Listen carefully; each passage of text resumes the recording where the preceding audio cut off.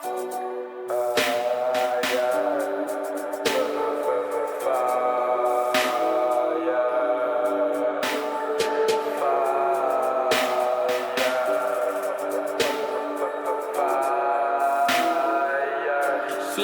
fire, and a fire.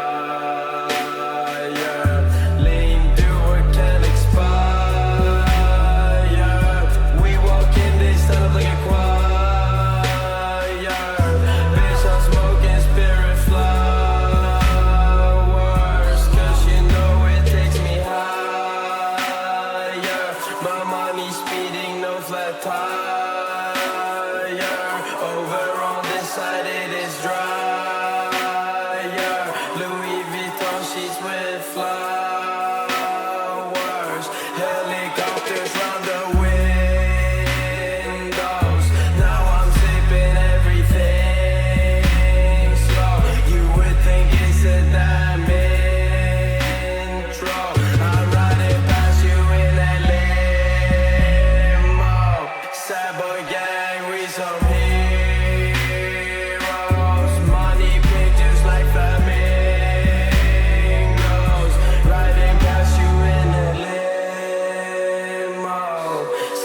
So me, oh Lord, I said my head. Fuck school, it made me sick.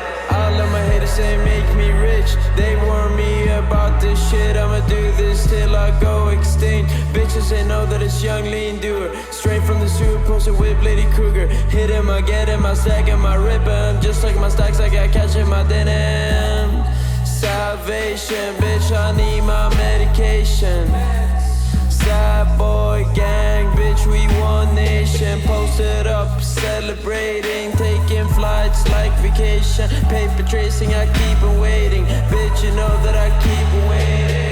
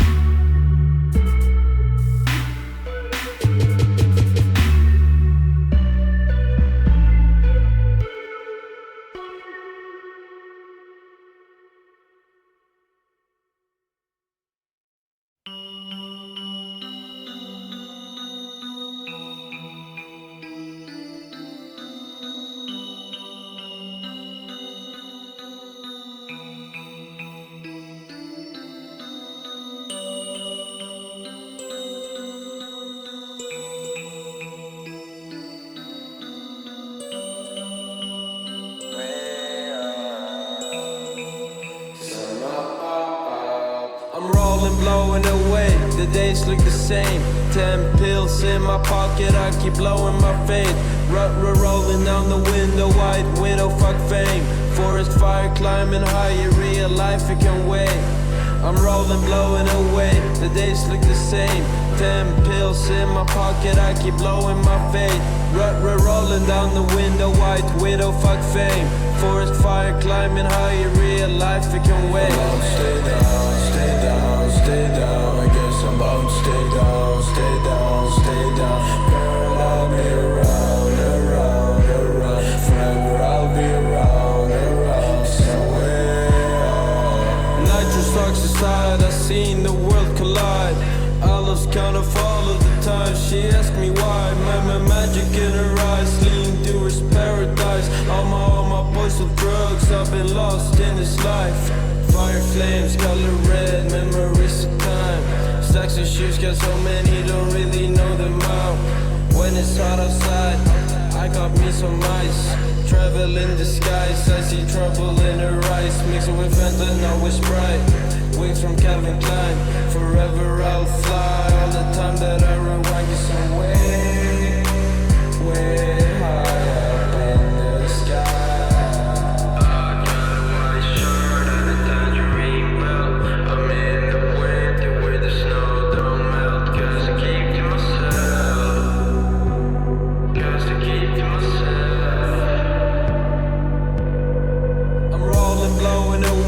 the days look the same. 10 pills in my pocket, I keep blowing my fade. Rolling down the window, white widow, fuck fame. Forest fire climbing higher, real life it can wait. I'm rolling, blowing away, the days look the same. 10 pills in my pocket, I keep blowing my fade. Rolling down the window, white widow, fuck fame. Forest fire climbing higher, real life it can wait. Stay down, stay down, stay down. I guess I'm about to stay down, stay down, stay down. Parallel, be around, around, around. Forever I'll be around, around somewhere.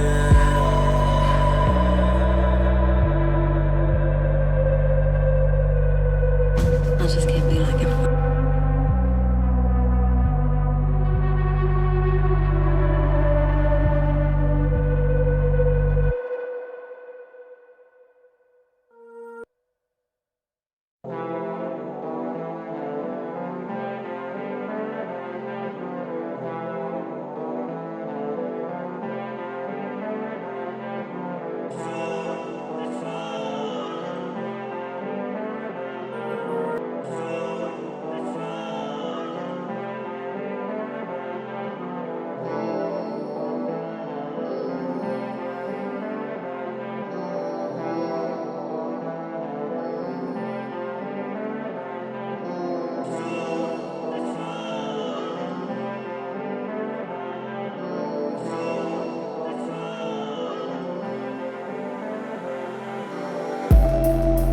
Pull up in that Veyron going skirt, skirt.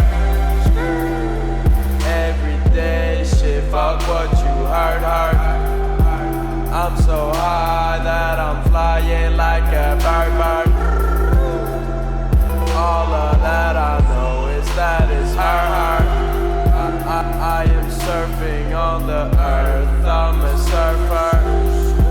Draped in their Gucci scarf, my phone going berserk. I don't do no eye contact, my vision blur.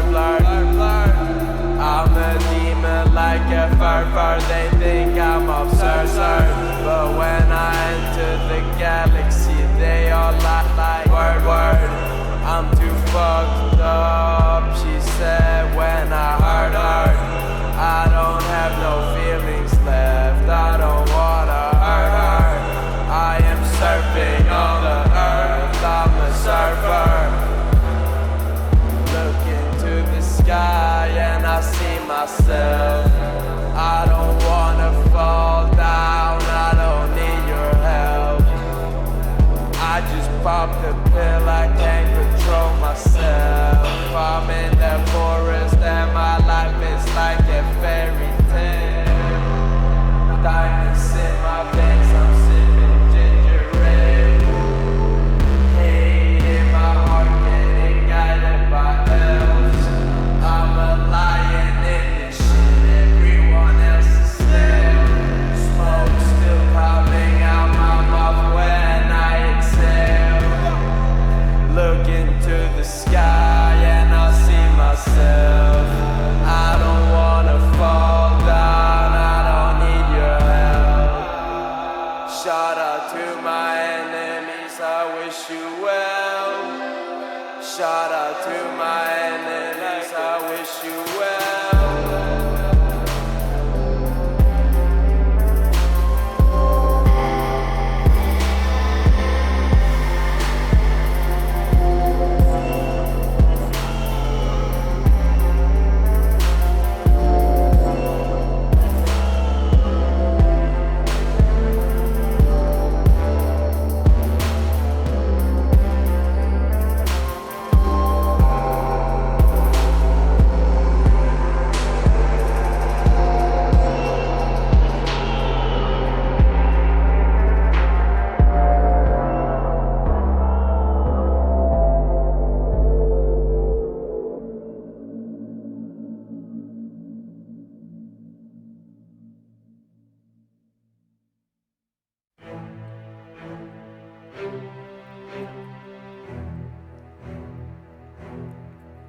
Shawty roll up, I'm a smoker.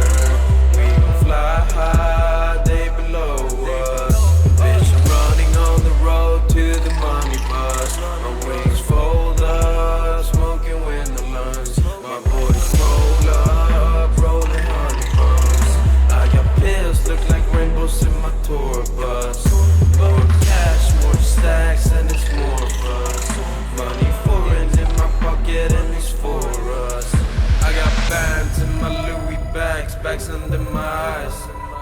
up in the club, I'm smoking wind and getting fried. Fuck these other guys, I'ma do this till I die. Pink polo, dirty stacks, 24/7, 9 to 5. I need a new rig and I need another pill.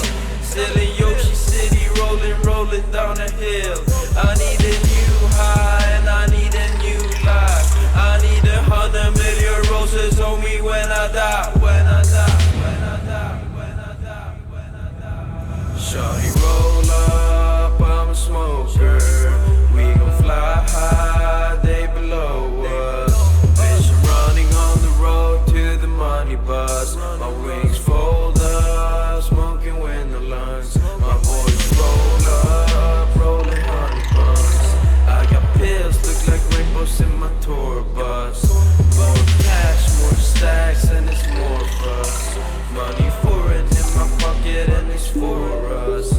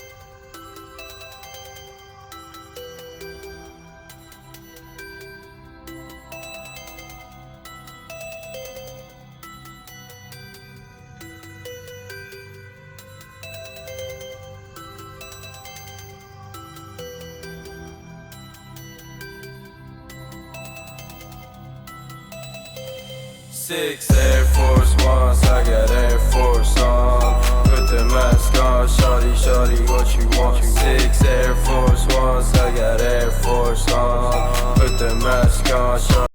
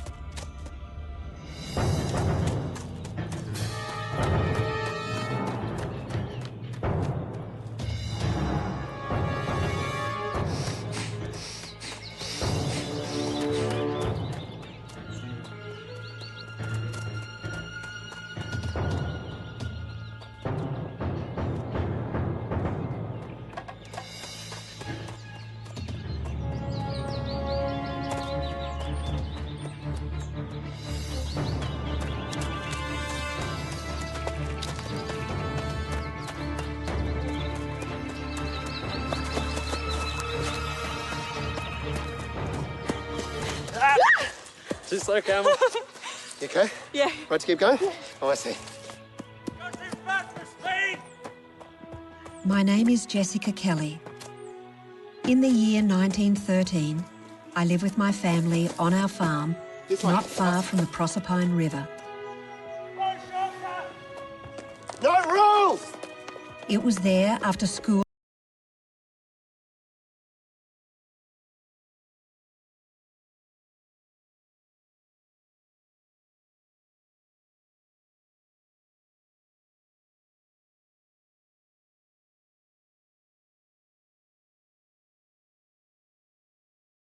and shores, I would run with my two older brothers, Jack and Billy, to hunt for kangaroo.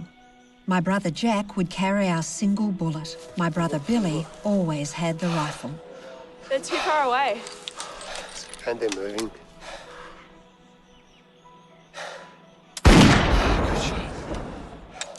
Sure. My favourite thing after hunting was to ride with my father and brothers as we worked our cattle. My parents had built the herd from nothing, and in that time, before the war, after years of struggle, they had achieved a solid prosperity.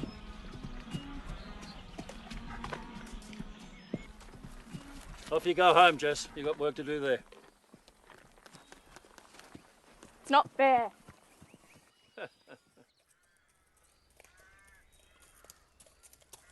Billy, there's an old gum down there that could do with some pruning. I don't think you'll be able to see that far, Dad. I can see that far.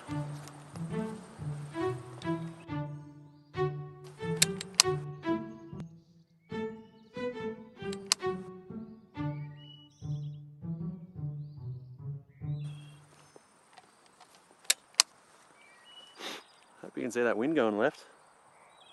Bit of a heat rise. Bit of pressure there.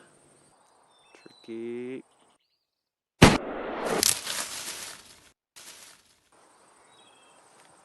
Yeah, it's alright. Took a while that.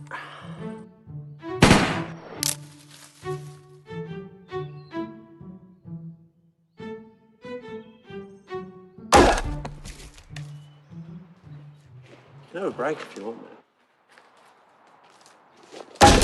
You're not a young man anymore, Jack. An old body just can't run off pride alone. It's the burden of wisdom, Billy. I'll teach you about it when you're ready. Don't get me wrong, Jack. I don't doubt your breeding. Credit to you, Dad. I'm glad I'm recognised for my contribution to this. For the record. Well, can't run on perfection alone. Billy!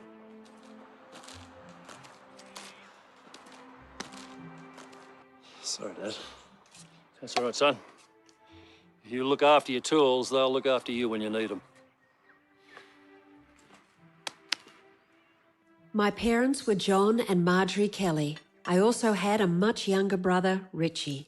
We shared our farm with my mother's sister Kath and her only son, my cousin Paddy. We need more bullets. Look, if I give them more than one bullet, Jess, they may get careless in this. Billy never misses. Well, then it'll stand him in good stead later. Look, if I give them more than one bullet, there's a fair to middling chance that one of my boys will not come home alive. What about me? Paddy, I don't have time to worry about nephews. All right, now I'm ready for that meat. You did only shoot one, Dad. Now, come on, you pair. It was my bullet. Paddy. Oh, larrikin. Roo. Hello, boys. If you guys get there on time, I'll save you a dance, Auntie Kat. Thanks, Billy. What about me? Well, maybe. No alcohol, you boys. Wouldn't dream of it. And so we lived. And once a year, the town would gather at the community hall. And together, with our friends, we would celebrate the end of one year and the beginning of another.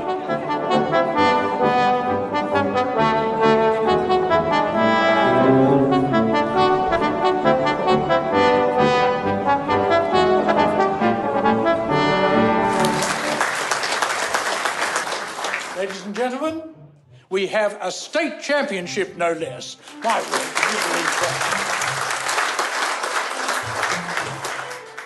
Queensland Championship for rifle shooting. Any age, any weapon. The winner is William.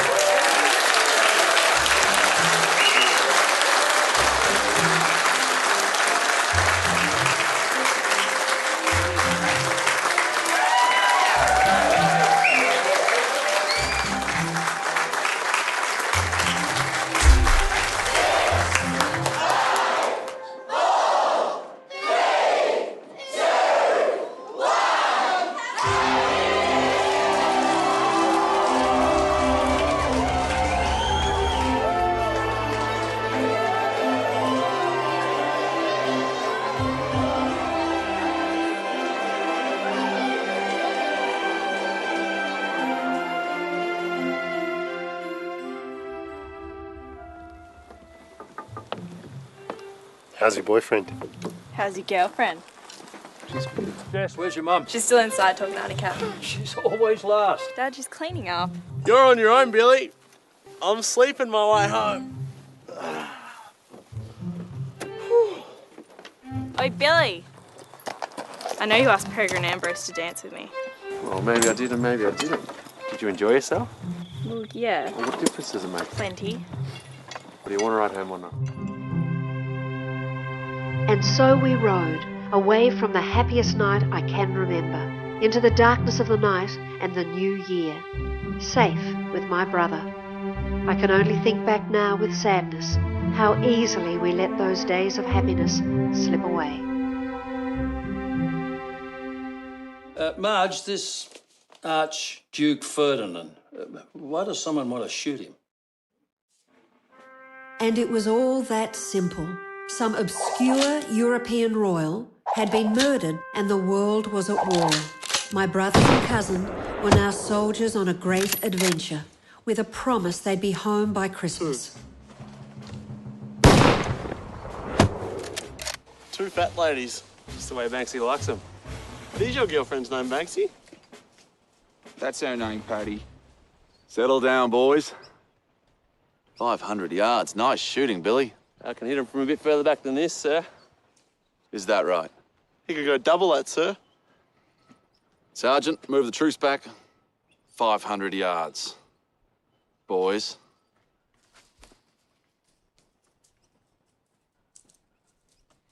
Okay, Billy.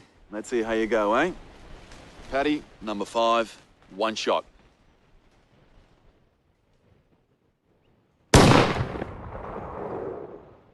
Incredible. It's not dead center, sir. That's true. Put it left so you'd see the hit. Oh, bullshit, Billy. Settle down. Could give you 3 little ducks in a row if you wanted. You're telling me you can put a bullet where you want at 1,000 yards, Billy? I'd bet money on it.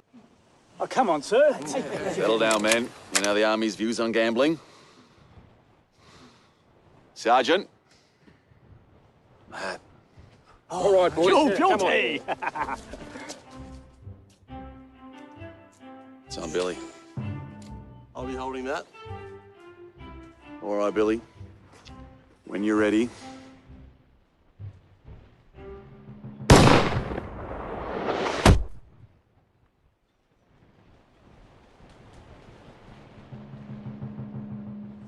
That is amazing.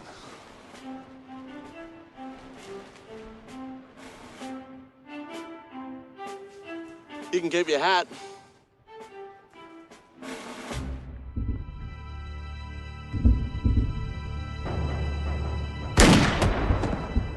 Do we hit him? Just knock his hat off. I don't know. I got him. Here come the doctors and nurses. Looks like we scored a hit.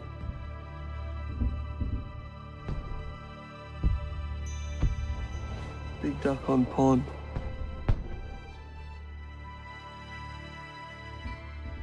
No, have a look at that helmet. What rank is that? German. Fellas, we've got to get him. Time this well, they won't even know he's been dropped from the side. You're an evil man, Jack. Waiting. Ready. Now.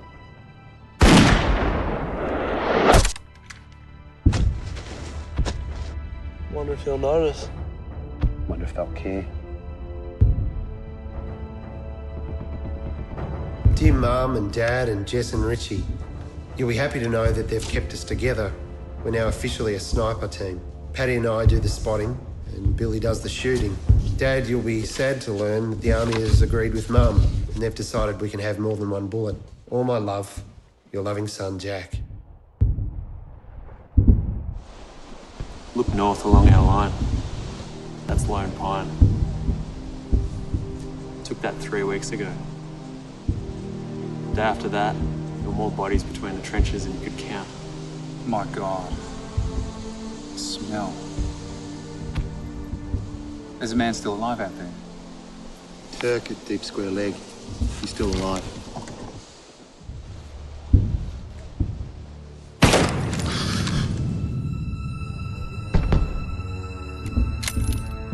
Not anymore. Mr. Bartlett, you're gonna have to sit down. You're kicking up dust. I don't like this. There's no movement. It's as if they're waiting for something. Just one photograph, lads. Smile.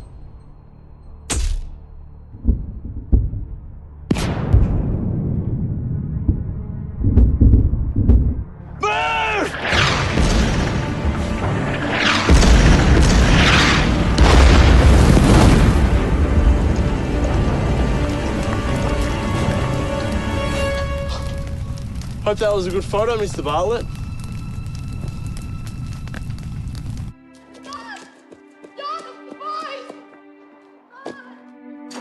Mum, Dad, it's the boys. It's the boys. It's the boys. They're in the newspaper. All three of them. Oh, and I never thought I'd see my Paddy again. No tears today, Kath. There they are, alive and well and as big as Christmas. My word, mate. Boys have become men. Hello, officers. How you doing? Hello, Reg. Hello, George. Back again. How many times is that? 7. Sergeant Cathcart, Dad told me to come and see you about signing up. Good work, Jim. Oh, he doesn't want me to get conscripted. And I'm the man you'll be working with, George Doyle. Oh, nice to meet you.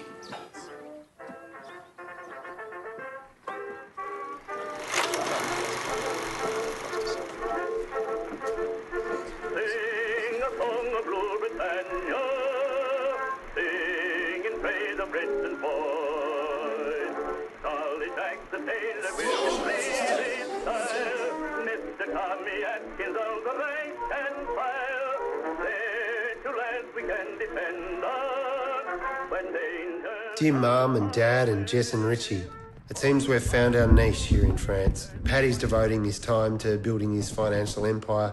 If the war doesn't end soon, he'll probably end up owning half of Europe. Oh, he's a smart-looking fella. You can't sell that egg. Been here long, mate? Can't have that egg. Scrawny Forget bastard. it. What's the deal with the egg? You don't have an egg. You're not selling that egg, Paddy. Mustard gas has killed every hen in France, maybe even Europe. So it's the last egg in France, mate. You'd want to have a bit of money. Good luck with that egg, mate. Thanks, boys. A miracle. Second last egg in France. You can't sell this stuff, Paddy. G'day, boys. What's going on? Hey, mate, you after a bargain, are you? You had to clean me out of my lost belongings. You're not selling it to him. Got a bit of cash to burn? Mate. What's this? Hey, No. I got this from a German soldier. It's a book of love poems. Let me tell you, when he died, every Heidi in Germany was crying. I want it. Read me one then. Well, I'm not going to read it to you unless you're serious about buying it. Do you have a wife, mate? Just read the poem. Ich bin du Steiger. Jack, can you read that to me? Yeah, sure, mate. Beautiful language. Powerful. Welchen Uhr fährt der Zug? Wo ist der Hauptbahnhof? Beautiful. What that means in Australian is that when the wind blows through the soul, the lifeblood within you and the love that inspires me creates life that will bring me back from this war. My darling hummingbird, Ebony. I'll give you £3 for it. £6. I want to buy it. I want to buy it. £6. No. Billy, you don't have any money. I'm going to buy this. You know that I'm good for it. Put Yeah. that money away. Take it or leave it. Don't take that money, Paddy. It's taking What's my this? last chance. You've had enough today. Keep. What is it? Forget you saw it. That, my friend, is the last egg in France. We're now the official late-night machine gun disposal crew. Every night the enemy sets their machine guns up in no man's land, and all these city boys who've never hunted were getting into all sorts of trouble trying to get past. So we showed them how to do it, and now the job is ours. We sleep during the day, which is nice, while everybody else is out risking life and limb. And then we head out at night to make our mischief. It's all pretty good fun if you avoid the artillery. All my love to everybody, and a big, wet, sloppy kiss to Richie from all of us. Make sure he knows we'd be there if we could. Lots of love. Your loving son, Jack.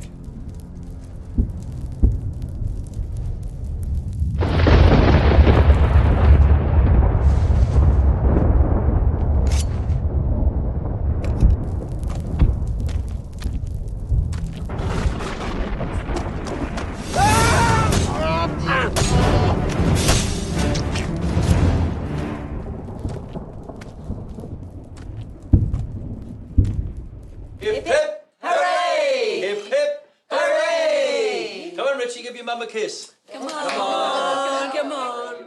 Dear Jack, it was so good to get your last letter. Life here goes on. I'm sure you remember young Michelle. Only last week she was married to that policeman, George Doyle. Now, I must confess, I get a bit annoyed. So many young men and women are away with the fighting, but others seem lucky enough to have a life unaffected by war. I must say, I don't like the sound of your new job. I know you'll be careful, but it sounds so dangerous. Here they come!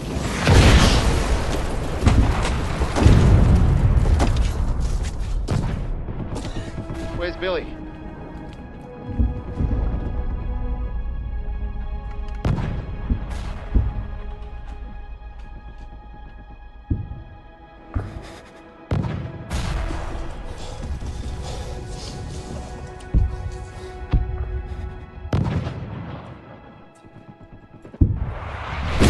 Billy! Jack! Paddy, get him off! Jack! Paddy, go! He's probably coming down the line!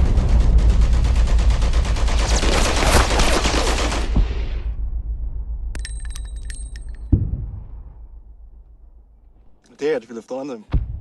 Vielleicht kommen ja noch mehr.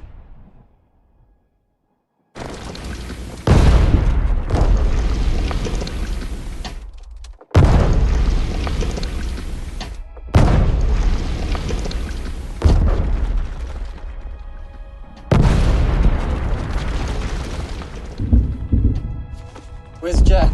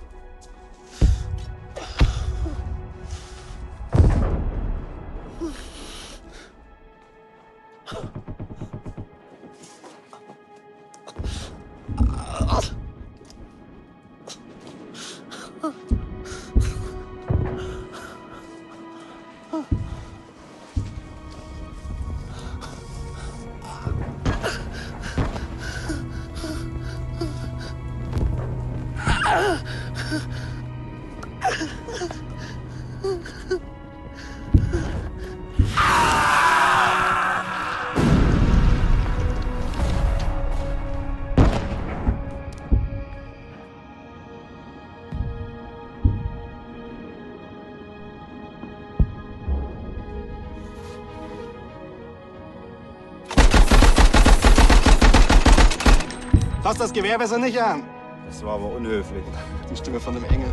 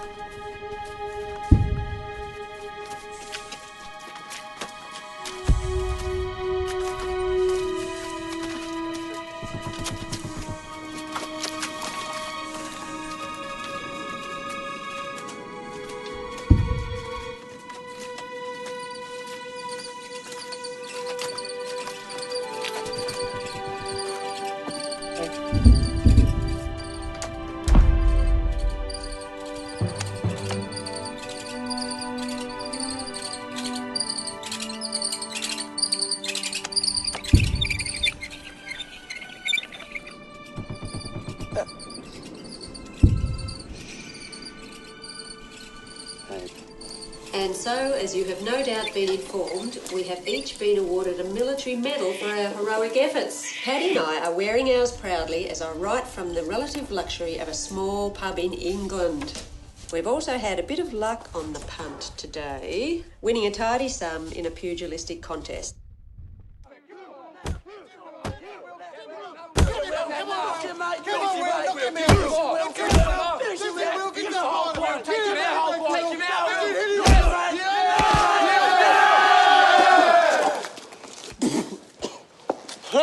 Stop.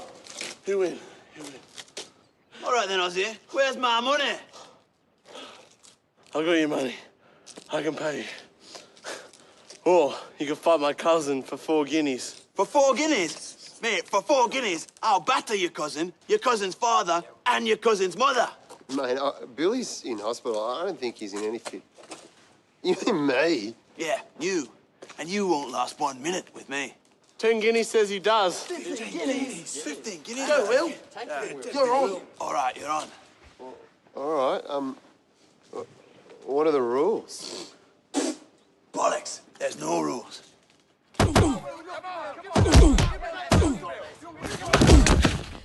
So far, our medals have earned us a free meal and beer from some lovely English people who seem only too willing to sit and listen to our stories. I must say that after such a long time at the front, Paddy has dropped his guard with the free beer. Now, as the Army has no doubt informed you, Billy was actually wounded in the recent action. But let me assure you all, my beloved family, that Billy's so-called wound is nothing more than a shallow scratch. While Paddy and I are forced to struggle through London with all adventures paid from our own pocket, the younger brother is relaxing like a king at His Majesty's expense in one of England's finest private hospitals.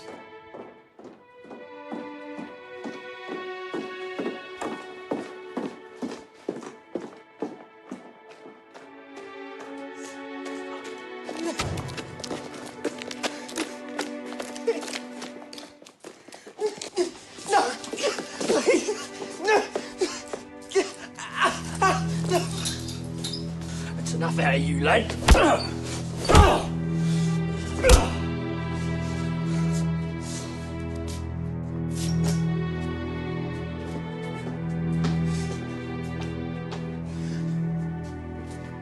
Morning, Billy. Sister. Thanks again, sister. You're welcome, Billy.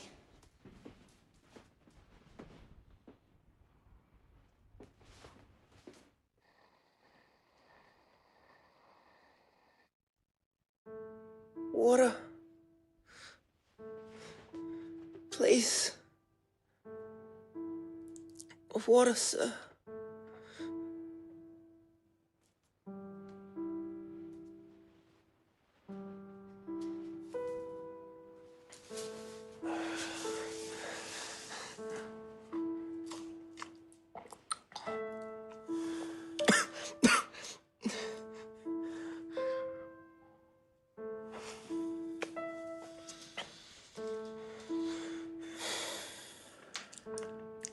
I need to wait.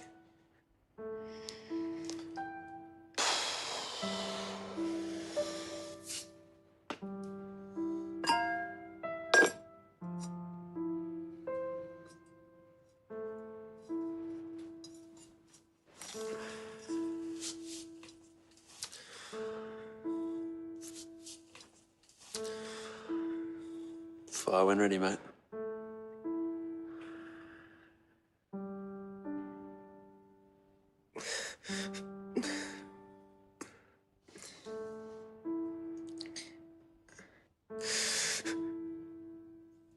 Don't think I can. That's your problem. Don't think.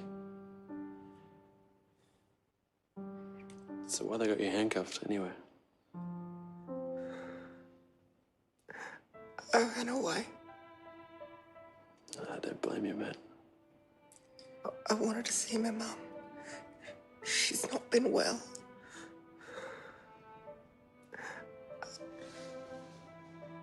How'd they find you? They didn't. Oh, no, mate, that was a mistake.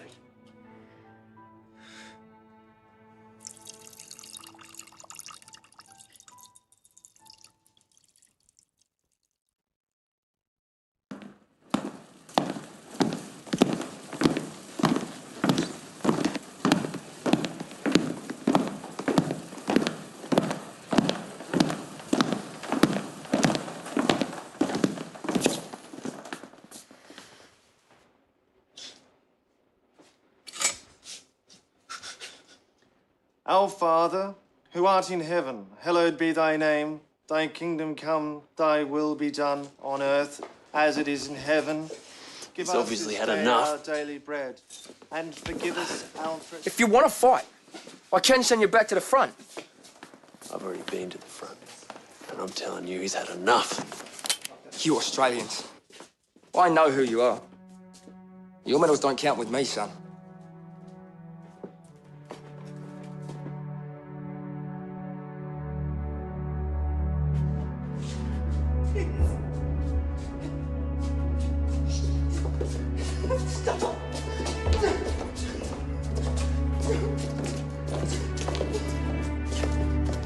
Our Father, who art in heaven, hallowed be thy name. Thy kingdom come, thy will be done on earth as it is in heaven. Give us this day our daily bread, and forgive us our trespasses, as we forgive those who trespass against us. Lead us not into temptation, and deliver us from evil. For thine is the kingdom, the power, and the glory.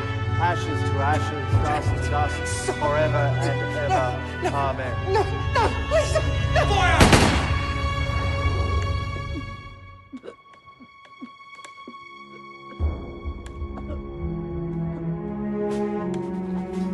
Stubborn bastard.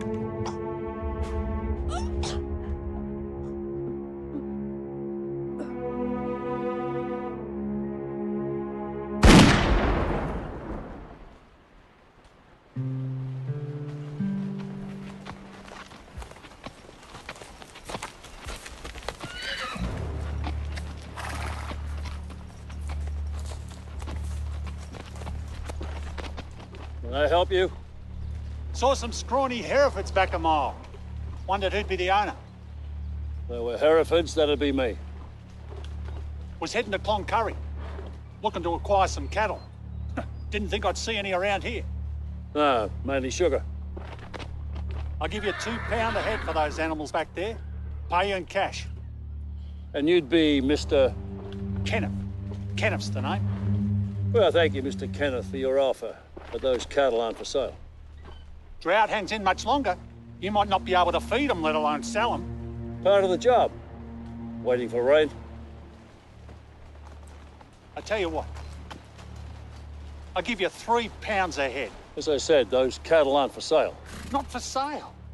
Fair size herd for a bloke to be working on his own, with just his daughter to help. I can work as hard as any man. I've got all the help I need. And we've got 2 brothers when they get back. Back? From the war? Oh, haven't you noticed, girlie? They never come back. Did your dad tell you that, girlie? Did he tell your brothers when he sent them off like raw meat to the butchers? At least they've got the guts to defend their country, unlike you. It's enough, Jess. Listen, Mr. Kenneth. You're after a mob of cattle and some land. I'd ride right on through to Cloncurry. No sale yards around here. Not looking for land today, my friend. Just cattle. G'day to you, sir. And g'day to you, miss.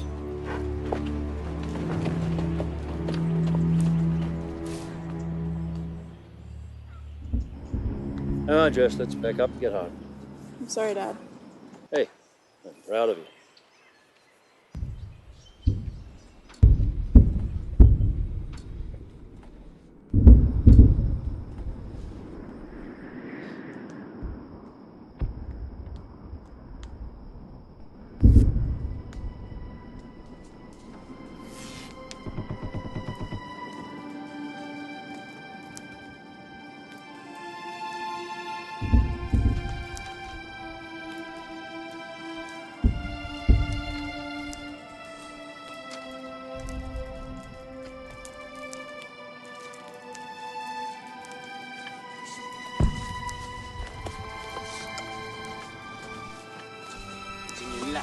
discipline.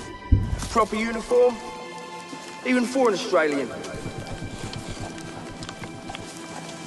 The khaki woolen tunic, the rolled collar, the jacket closed at the front, with 5 buttons and a regimented pattern. No, please, no. Disgrace. It's behaviour like this is going to cost us the war. Fire! That. All right, Billy. Billy, we're the same. We wear the same uniform. We do what we have to do, Billy. To win the war. Shut up. Shut up. Shut up. Shut up. From here to Berlin, Billy. Kill them all. And you can go home, Billy. You can go home. Kill them all, Billy.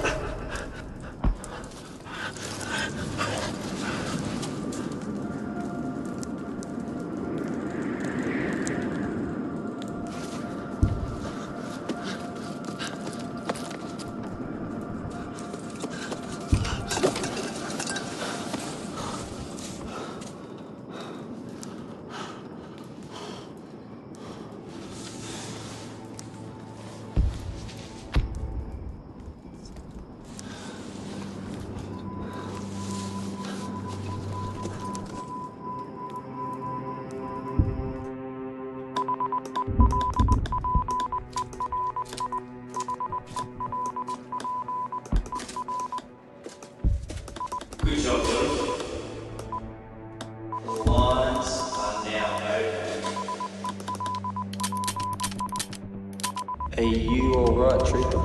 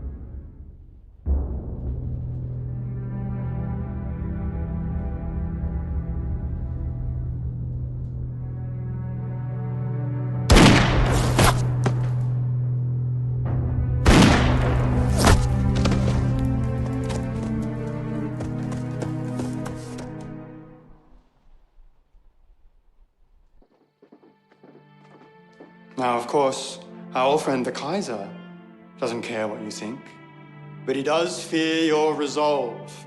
His only hope that you will flag.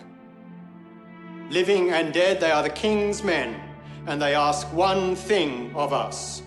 One final sacrifice remains. Vote yes. Yes for conscription. I thank you.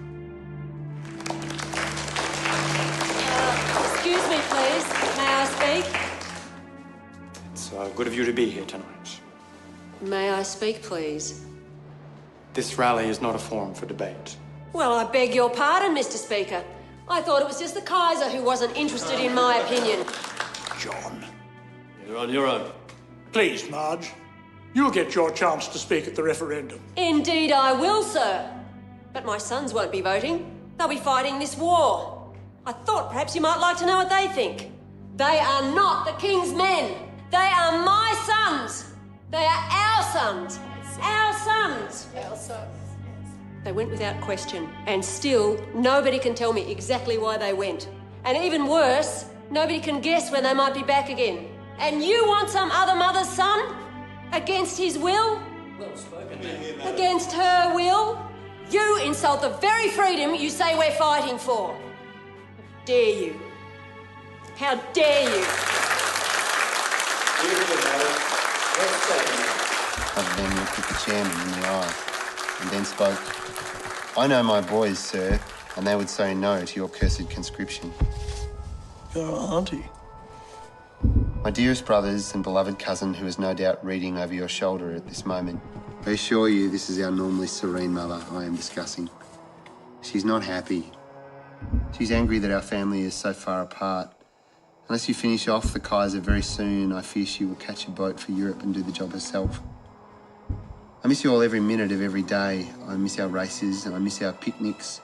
And as I write, I'm kissing the wristband I kept and hope you're still wearing the bands I gave you for luck. The country voted no to conscription, and though it was only a little speech in a country hall, Father is convinced that Mother's words turned the tide against the government. I'm with Dad. Kiss, kiss, kiss to infinity. Your loving sister and cousin, Jessica.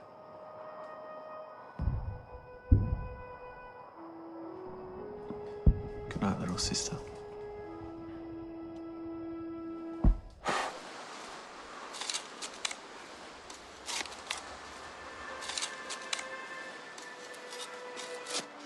Thanks, son.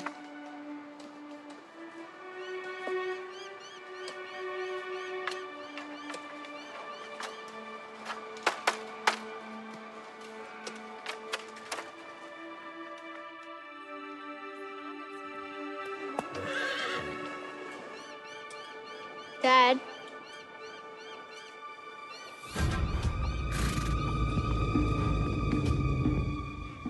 Go inside the house, son.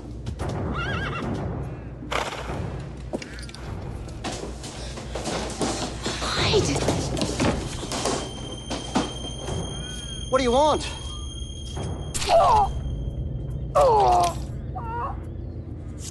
Just the kettle.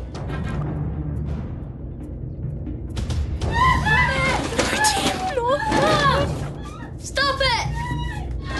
Leave it alone! Shut up!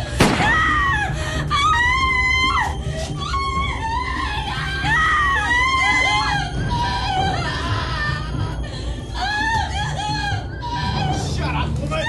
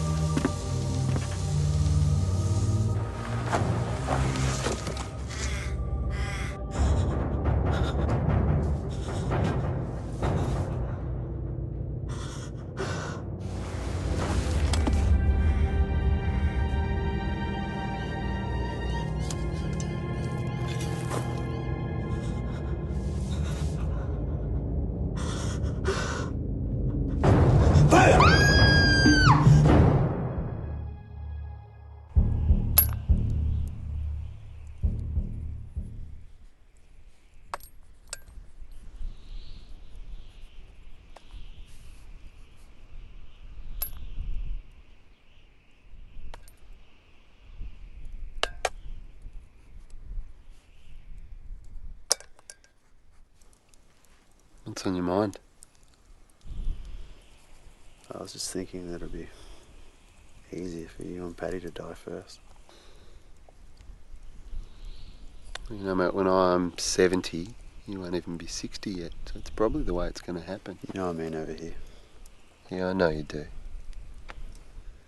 We're going to go home together. That's what I mean. You still think we're going to make it home? Yeah, I do. I'm going to die over here. I think you should write Mum a letter. Cheer yourself up. Come on.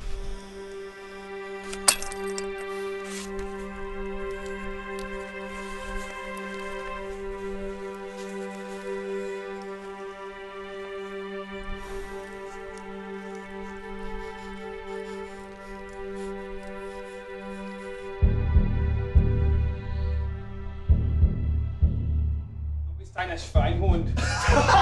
Du bist eine Katze.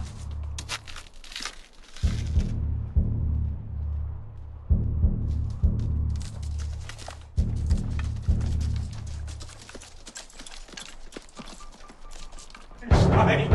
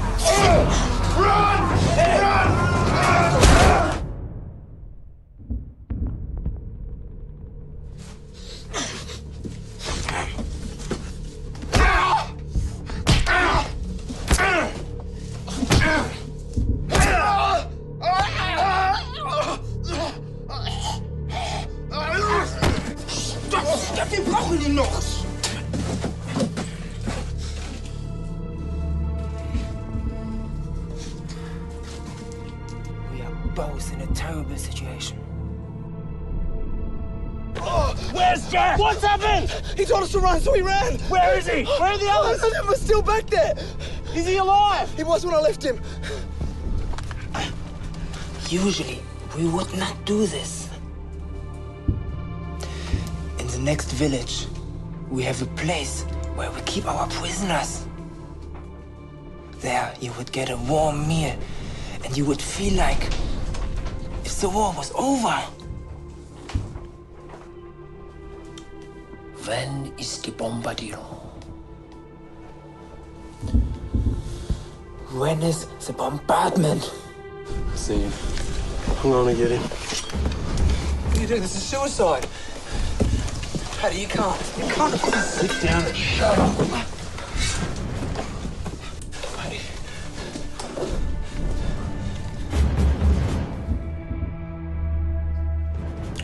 When is the Angriff? When is the attack?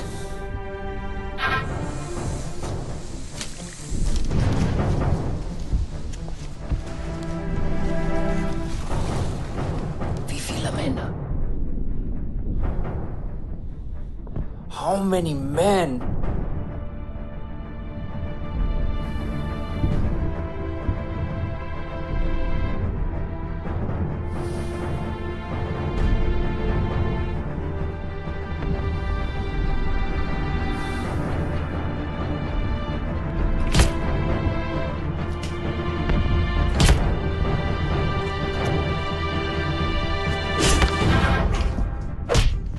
You have seconds to answer, or your captain is dead.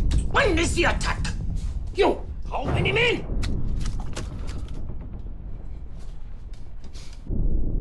When does the bombardment begin?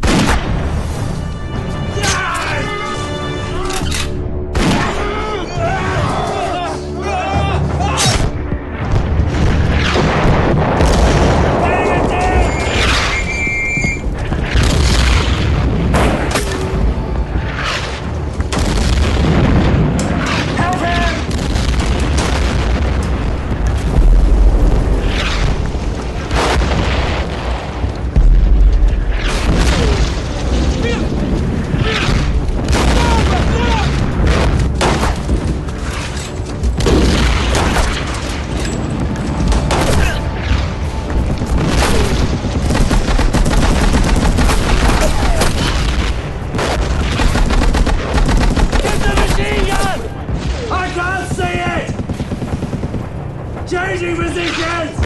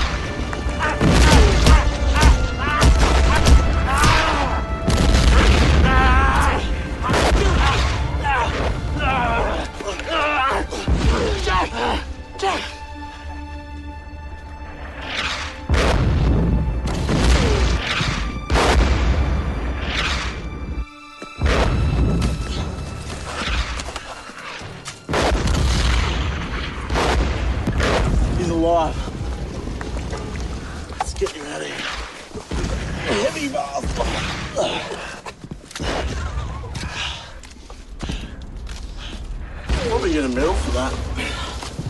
What? Playing roly-poly with some Germans. Let's face it, I'm a hero. Paddy! Paddy! Ah!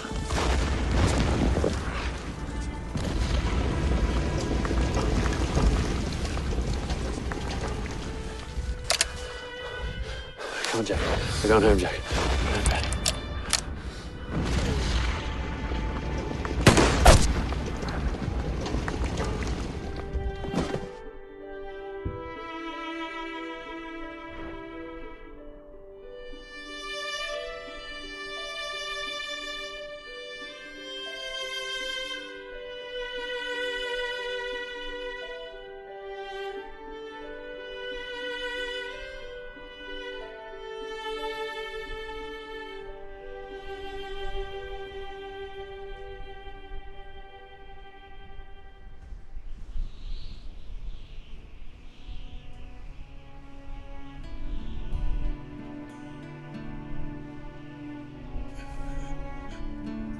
Billy? Goodbye, Dad.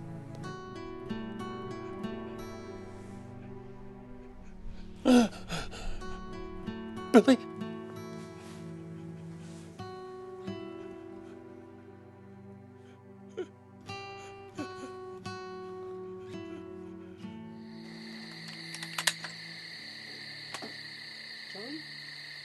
John, what are you doing?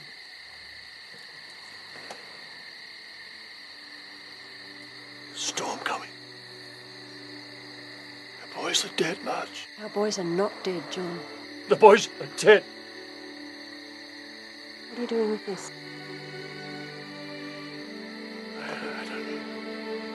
Billy loved. He still does.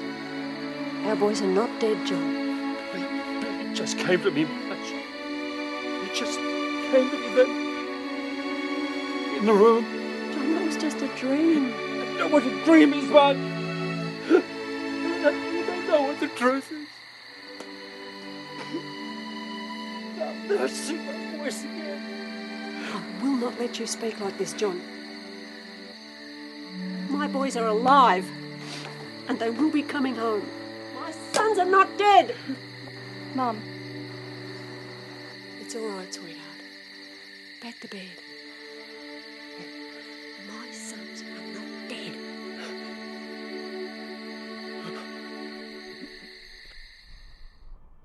This is a standard army letter for a very difficult situation. We have no further news. The lads are officially missing in action. I will not accept missing anymore. I'm very sorry, but there is no other appropriate word for this situation. My sons and nephew are not missing. They are somewhere. And wherever that may be, the army led them. Please, you are playing semantic games. You think this is a game to me, Major? A game? You insensitive! My sons left this country to fight. To fight! Not like some who sat at home growing soft and got promoted shuffling paper. Let me remind you where you are. No, Major. Let me remind you. You took our boys. Madam! As I have already told you, there are hundreds, thousands of missing men I have to worry about. And we have only 3, so pardon me if I make them your top priority. Our boys, Major. You took them. And they are either alive or they are dead. Madam, please. No, sir! I do not please! You have one thing to do for me. One single thing. Find our boys, bring them home, and we will not bother you again.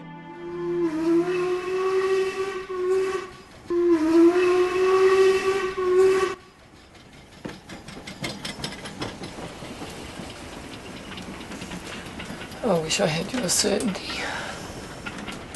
It's not certainty, Kath. It's hope. Blind hope. And I won't let the army or that idiot major forget our boys. I love the way you call them our boys. They are our boys.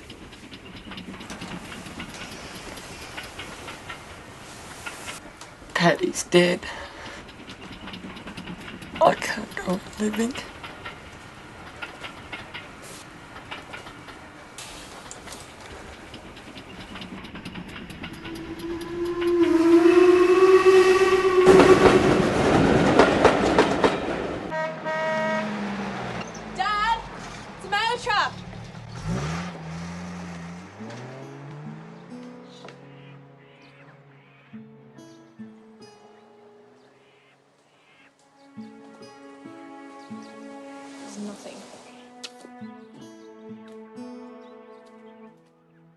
I'm just worried that the wrong letter will turn up at home. Jessica there by herself and Marge away and me out on the farm. If a letter does arrive from the army, would you let me know first? Dad, it's those men with the guns.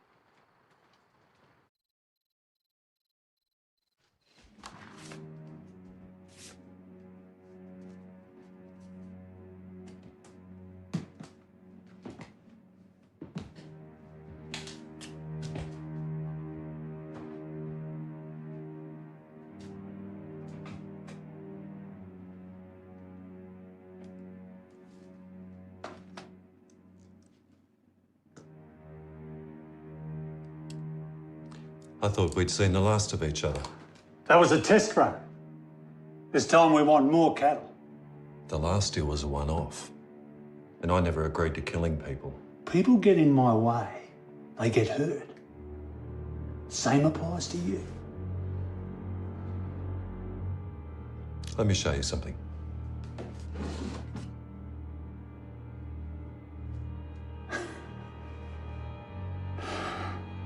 Lou.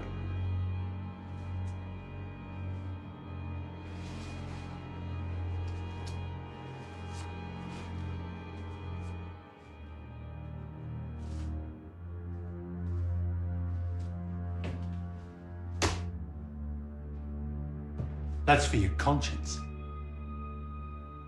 We're going again. I found one herd. It's got over 1,000 head and only a farmer and his daughter protected. I want another one. Bigger. 2,000 head. This is going to be the biggest cattle job this country's ever seen. Well, mate, are you in? Or is this gonna get ugly?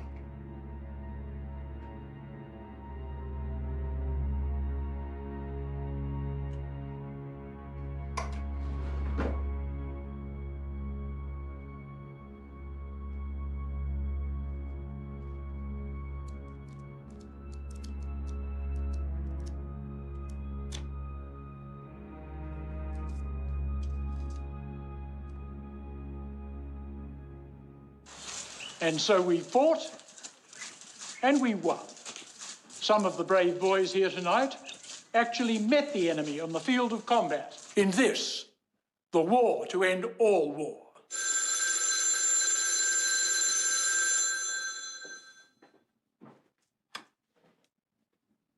This is the mayor. State your business. I beg your pardon? An urgent army telegram, you say? To John.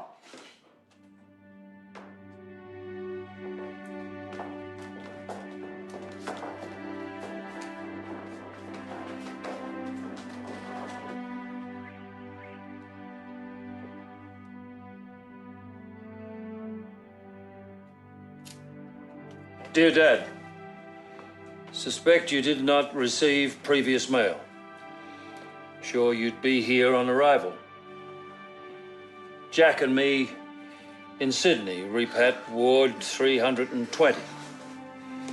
Please pass to Aunt Kath best wishes regarding beloved cousin Paddy on his Victoria Cross.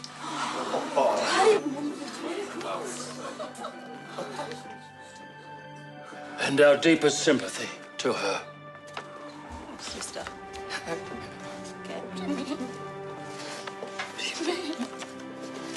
Oh, no.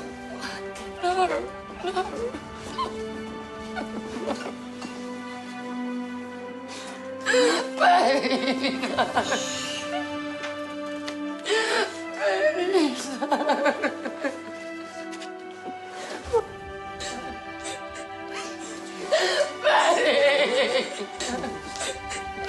To your feet.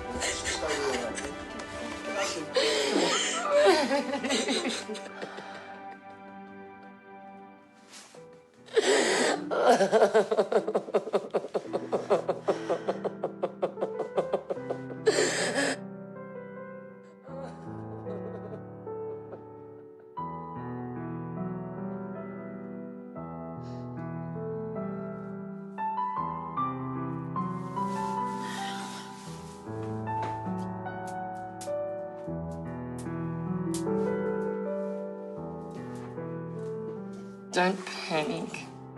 I wasn't panicking. I was just worried about you. You're worried you'd find me outside hanging from a tree. I was worried about no such thing. You needn't worry. I'm too much of a coward. You're not a coward. You're a mother grieving for her son. You do that any way you like. Take as long as you need. Just please don't hurt yourself. I want you to do me a favour. Anything. Go to Sydney now. Bring the boys home. I need to see my nephews.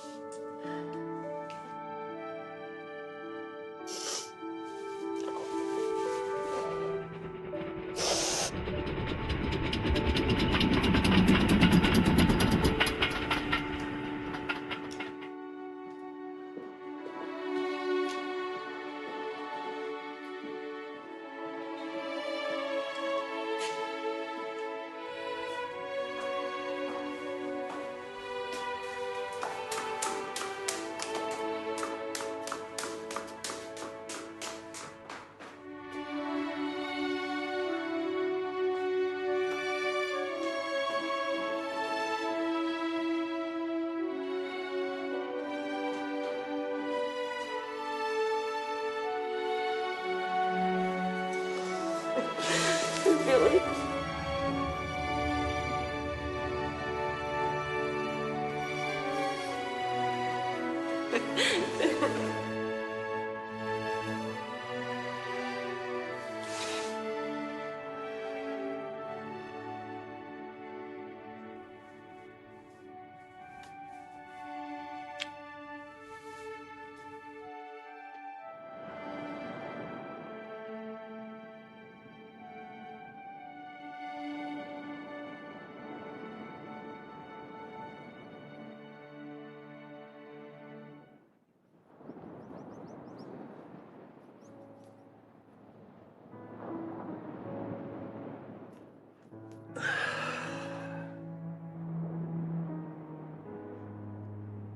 They gave me this.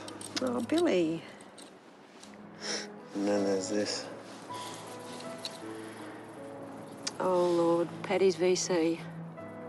It's not much of a trade, really. Poor Paddy. How did he... I'm sorry. I shouldn't have asked. I'm so sorry, Billy. It's all right. He went over the lines to rescue Jack. And on his way back, got shot by a sniper.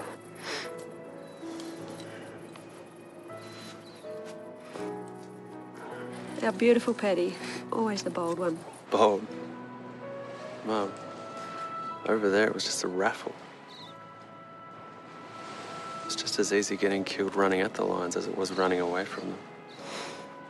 We're all just meat in a grinder.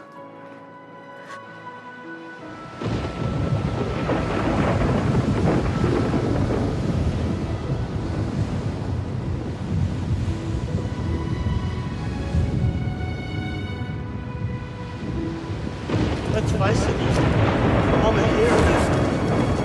Paddy! Paddy!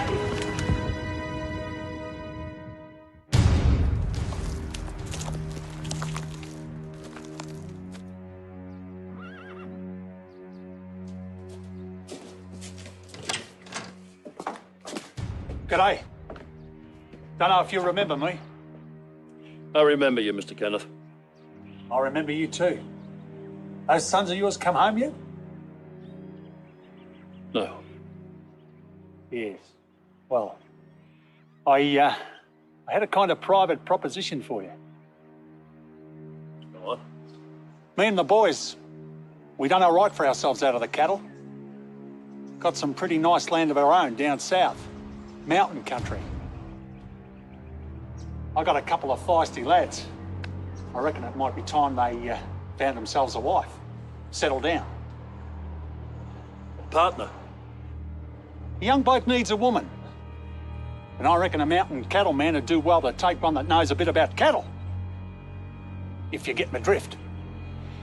I don't think I want to follow your drift, Mr. Kenneth. Good-looking girl like that. You should choose her a worthy husband. Let me tell you something, Mr. Kenneth. I don't know you and you don't know me. My daughter's far too young to be thinking about taking a husband. But when she does, when she's old enough, she'll make that decision herself, without any help from you or me. The day I let a woman decide on any bloody thing is the day I load up the rifle and shoot myself between the bloody ears. Clear me bloody brains out. Well, if your boys are of the same opinion, I doubt if any of them will appeal to my daughter. Now get off my land. Just a proposition. No need for rudeness.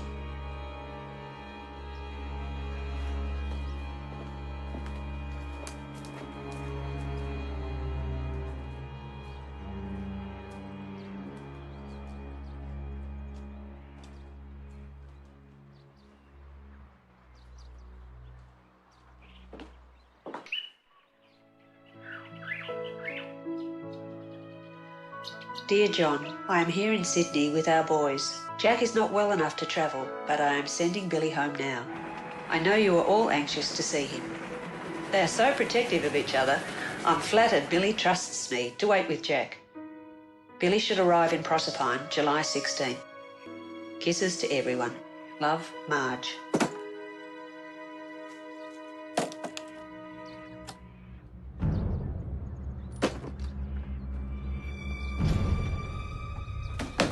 Come on, now.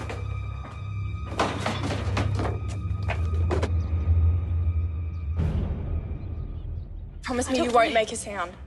Don't come out for anyone but me.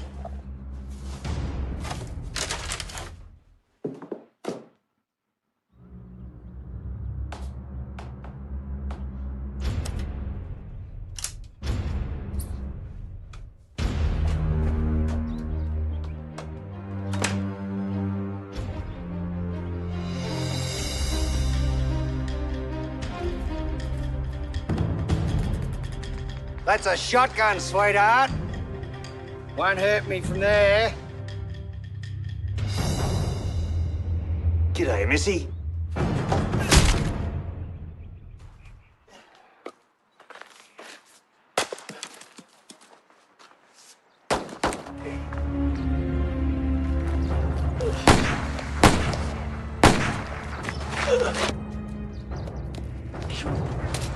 Too Bobby doesn't make it to his feet. To Bob, I reckon he's going to make it. I haven't got time for games, Patrick. Jess! Dad! Dad! There you go. Leave her alone. Just take the girl. Leave him alone! Jesus! Dad. G'day, Missy.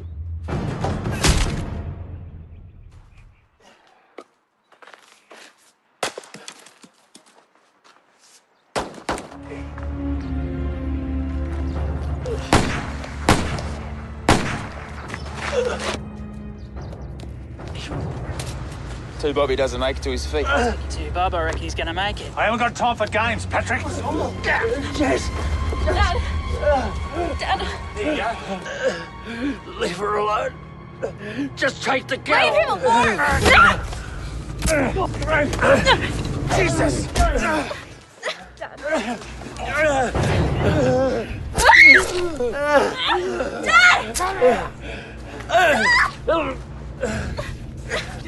You want her? She's yours. Dad! Clean up this stump and go collect the rest of my cattle.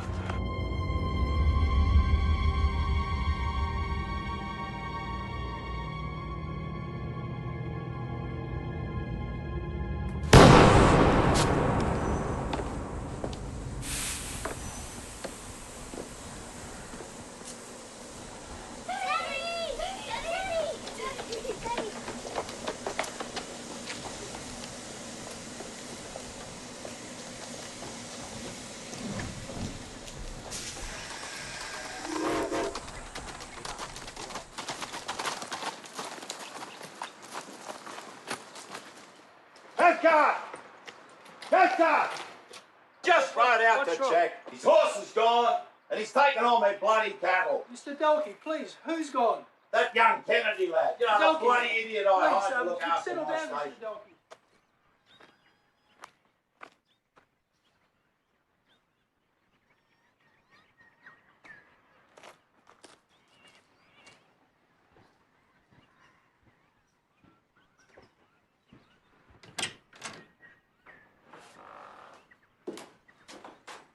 Dad?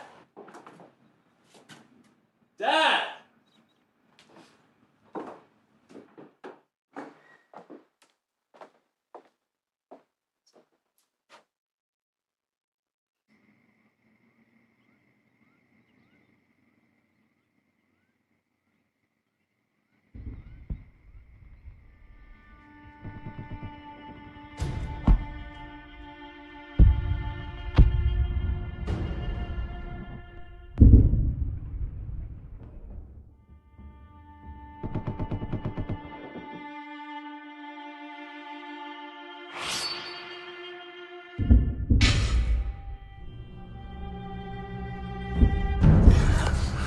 Billy?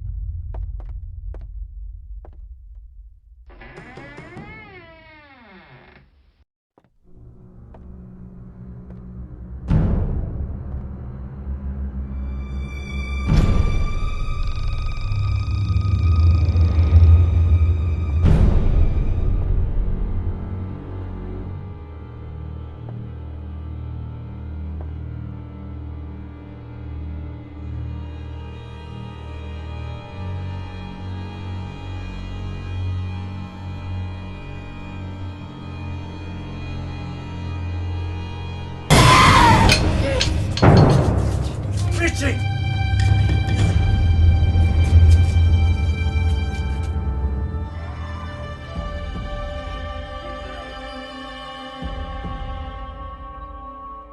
Reg, please. There's no way on this earth they would have missed Billy's train. And you know very well there's no possibility that they would have left Richie like that. You can't send men out to help us, because everyone's out looking for Dalkey's herd. Mr. Dalkey came in yesterday to complain about his missing cattle, so I sent Constable Doyle and Constable Johnson out with him to find them. Dalkey's place? That's only 20 miles west of us. Billy, stop right there. With all due respect to you and your army service, this is a police matter now. So you're going to give Dalkey a police escort, and you want us to sit and wait? Billy, that's not fair. Criminals about, the police will arrest them, not you. If anyone has hurt my family, and I find them, there won't be any arrest. Kath, let's pray. Nothing's wrong.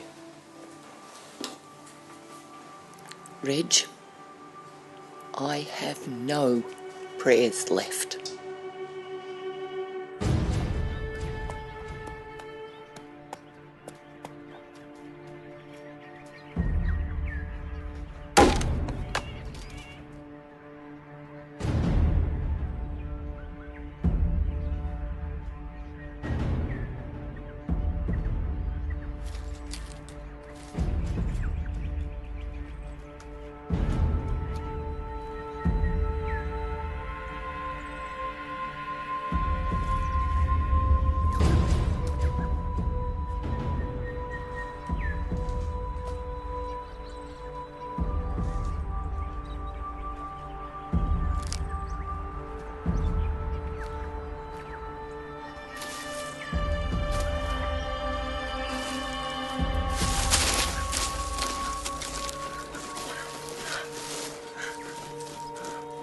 Dalkey, wait!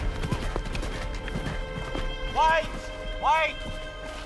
You remain here, Constable. If anything happens, Don't be a hero. You get yourself to Mitchell Township and you find help. Do you understand? What about you? Just do what I say. I'll do the talking, Mr. Dalkey. I'll thank you not to be too flashy with that rifle.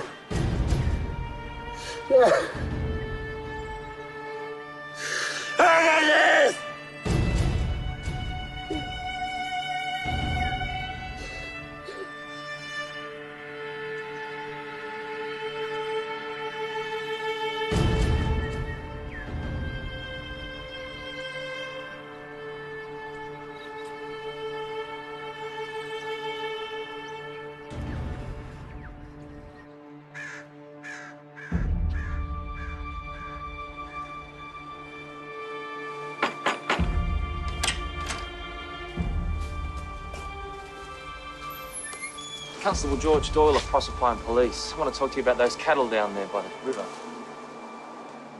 Good for you, George. Good for you.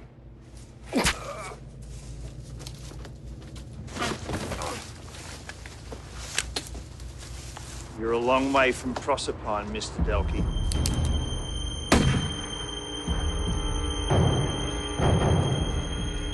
Good morning, officer.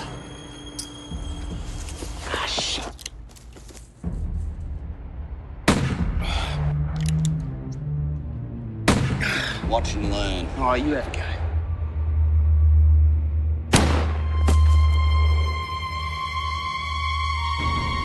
Not bad. Shit. He's bleeding, isn't he? Are you gonna come or not? You know you don't run with a rifle. It's dangerous.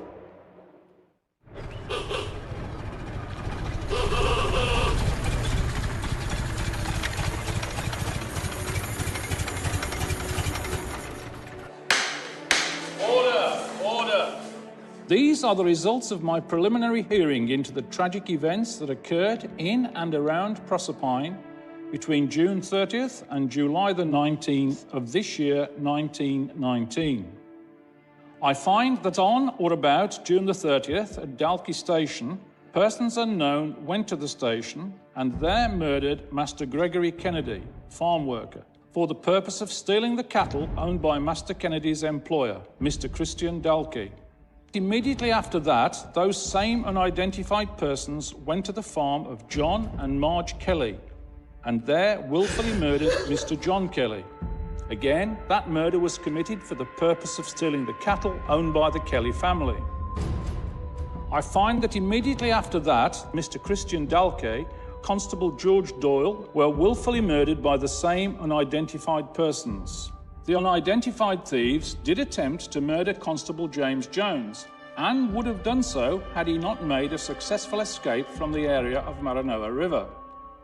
Had it not been for the timely effort of Mr. William Kelly, who discovered Constable Jones and escorted him to Mitchell Township, I am certain the police officer would have died from his wound. This brings me to the disappearance of Miss Jessica Kelly. I am, as yet, unable to determine whether Miss Kelly has herself been murdered and her body hidden, or if indeed she has been kidnapped by the cattle thieves for reasons as yet unknown. As to the whereabouts of William Kelly, no word has been heard of or from Mr. Kelly since he left Constable Jones in medical care at Mitchell Township on July the 10th. Whilst one can understand the anger of our community at these savage murders, I must stress in the strongest possible term, these heinous crimes must not become the source of vigilante action.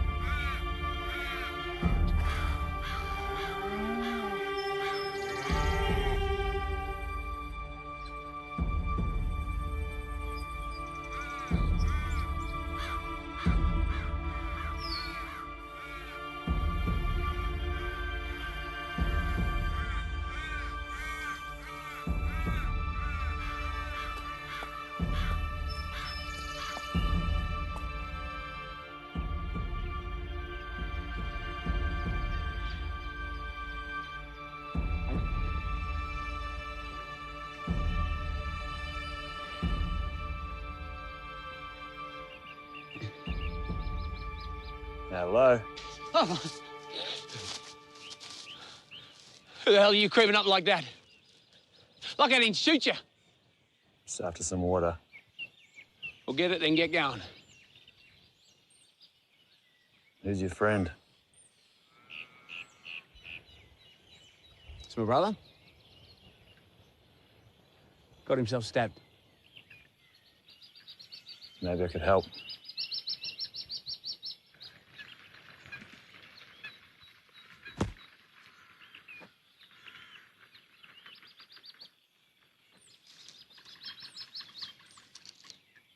Stinks. I told him to clean it. What happened? Got stabbed in a fight with some dumb farmer. Got so sick he couldn't work the cattle. Uncle Jim wanted me to stay with him and said we could catch up once he got better. Cut me some rag, will you? A piece of your shirt will do.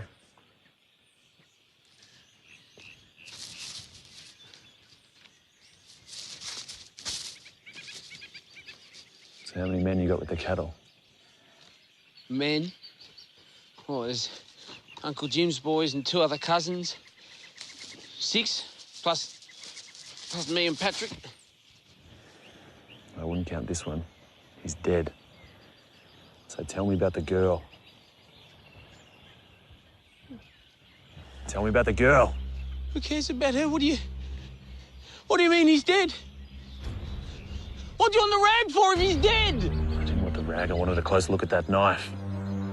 Belongs to my father. The dumb farmer.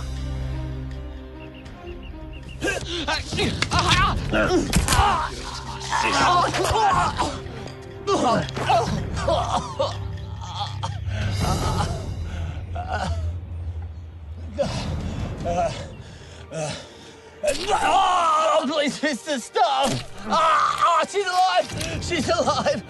When they sell the cattle, they'll head to the mine. They normally dump them there.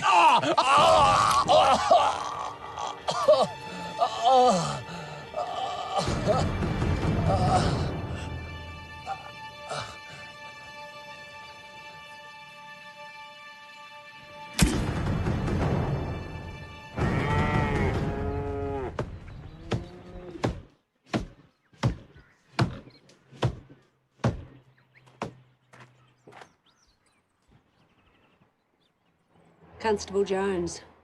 Mrs. Kelly? I have some news. New South Wales Police found 2 bodies north of Broken Hill. Jess? No, 2 men. These men were both stabbed to death. The knife that was used had your husband's name on it. There was also a rifle found on the scene marked property of Wellshot Station. Mrs. Kelly? The police also suggested that maybe Billy was involved. Mrs. Kelly, I'm here because I feel that I owe Billy a debt. Yes, you do. So go and tell your colleagues in New South Wales to stop worrying about my son and find my daughter. Jack, the constable here was just telling me... I heard. Look, Jack, I'm just trying to do the right thing. Said I heard.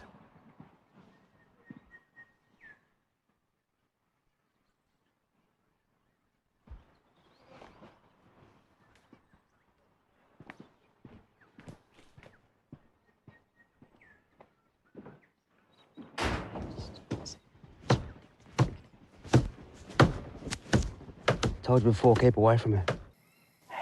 Get away from her. Do you let Tom have a go?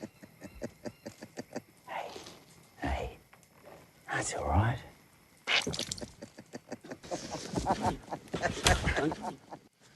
Oh!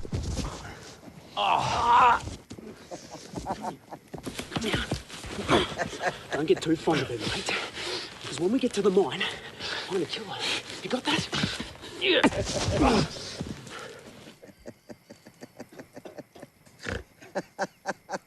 Shut up.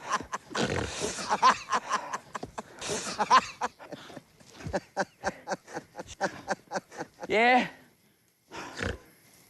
I didn't come out here to get a bloody girlfriend anyway. Obviously not.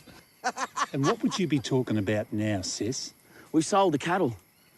When are we going to split the money? Were you born bloody stupid? Do you want to spend the rest of your life in jail? Lou's told us there's somebody on our trail. I don't care if he's a travelling priest. I want him dead and buried. I'm not doing nothing or going anywhere till I see some money, that's all.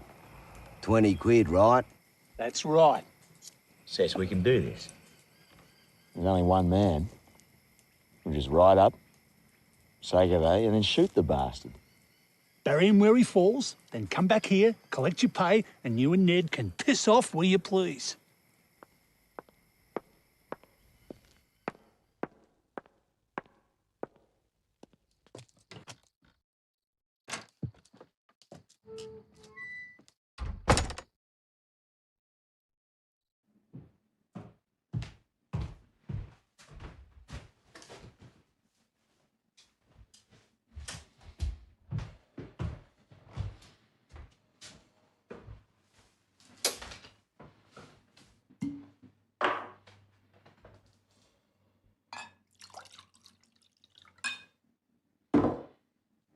Shit.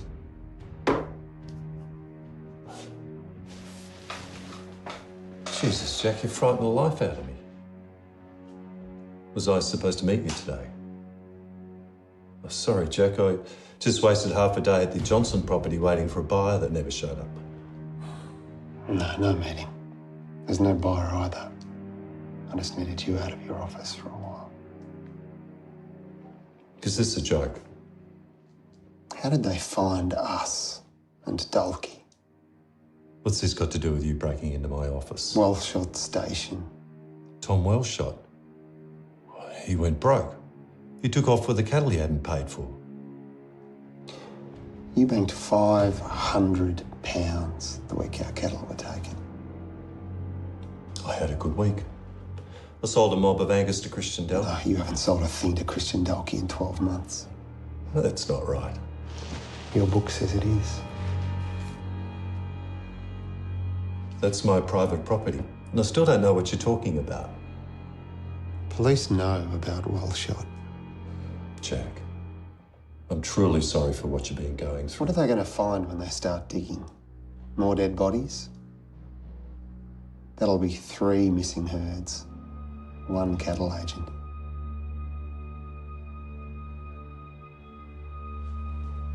Let me show you something.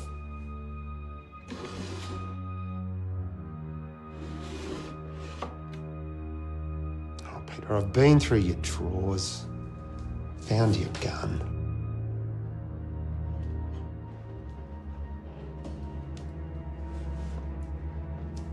I didn't know they'd kill anybody. And maybe not the first time. Jack, please. The second time you knew. You don't know these people. I know people. I know more than enough about people. Jack, the war's over. You can't go around shooting people. Relax, Peter, I'm not going to shoot you. Mess that'd make. There's not a thing in this book a good lawyer can't explain. Outside of this office, you can't prove a thing. You surprised me, Peter. I thought you'd come with me to the police. Stay here all night if you like. But if you're here in the morning, I'll be the one calling the police.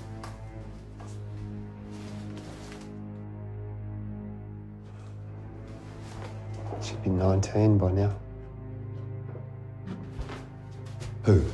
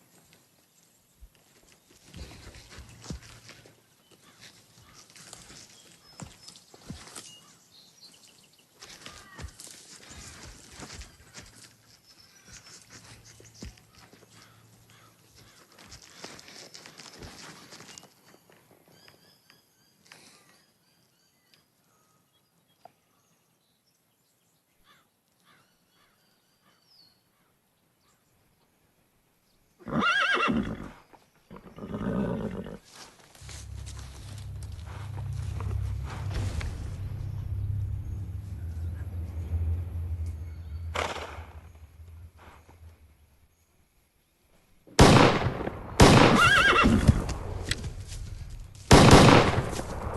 shooting! Whoa! Whoa! Did you see that? That 20 quid is mine! Oh, rubbish. You couldn't have hit him at 10 foot. Lou!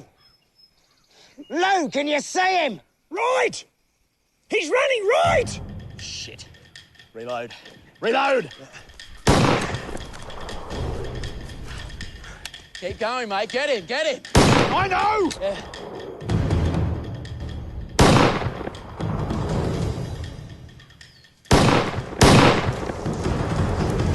Thought you said you got him.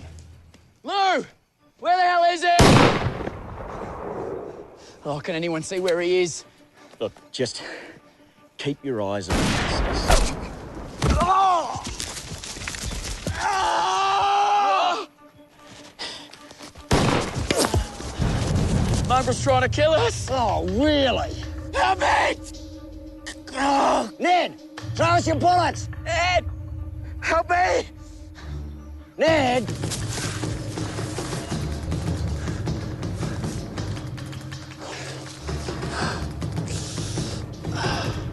see him?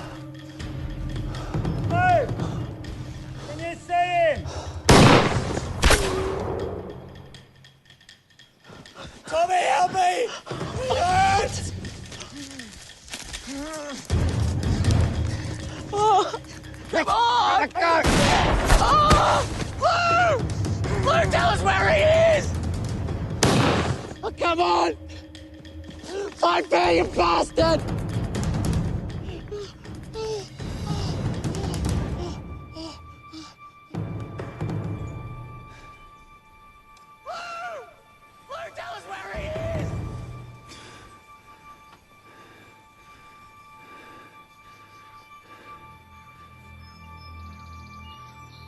Come on.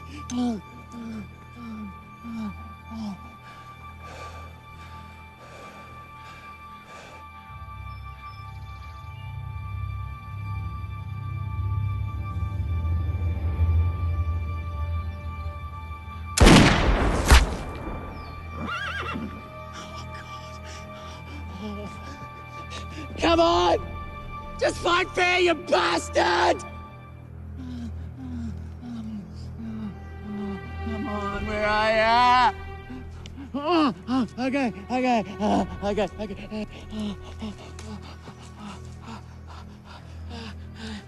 Where's the girl?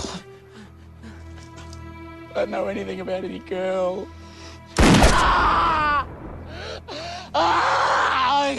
Okay. Oh. She's with Will. I swear to Christ I didn't touch her. They're taking her to the mine. They're going to kill her there. You need me. I'll take you there. I'll show you where to go. Where's the mine? It's a couple hours south of here. I can take you. I'll show you.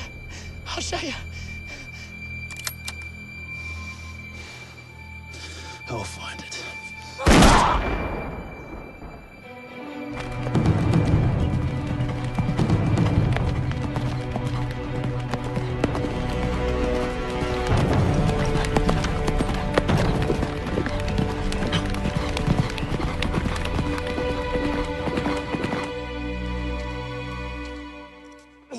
Well, what?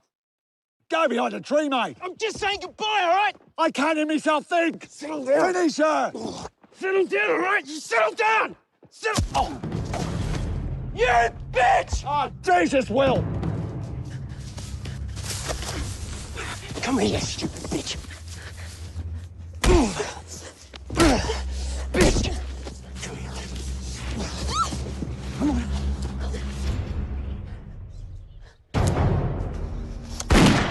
Let her go! Who the hell are you? I said let her go! Make me! Jess, stay where I can see you! You bitch!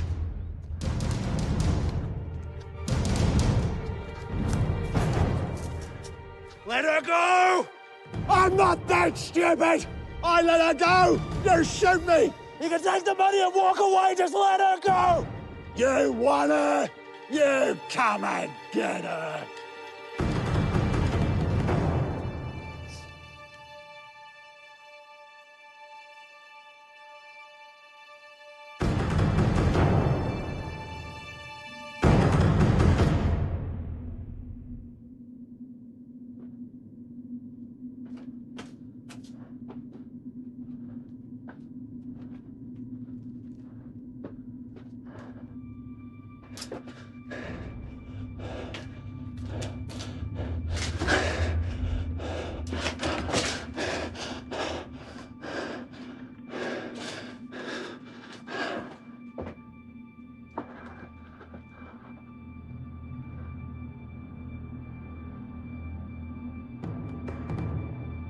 I just want the girl!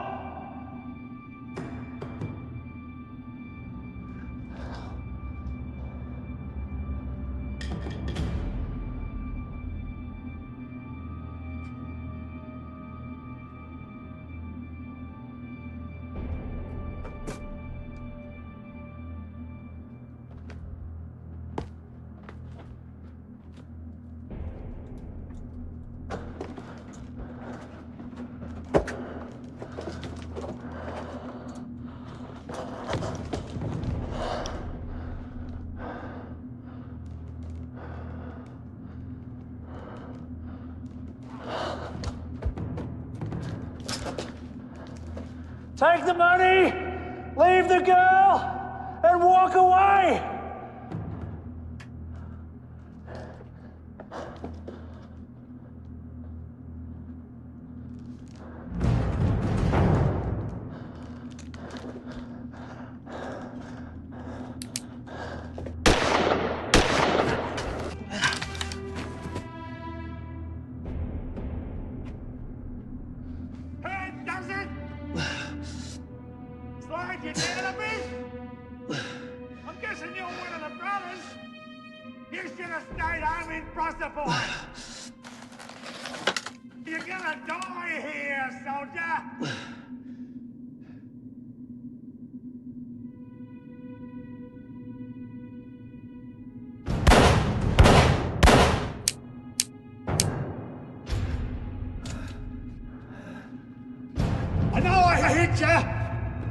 You know, if you're dead, I might as well kill him now.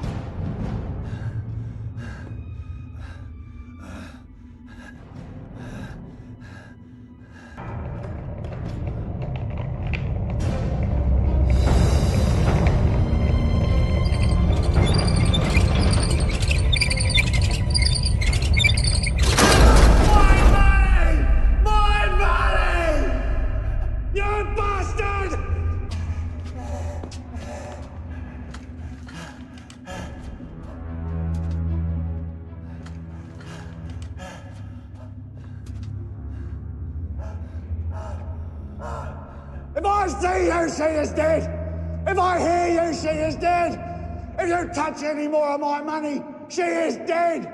Hear me? Dead!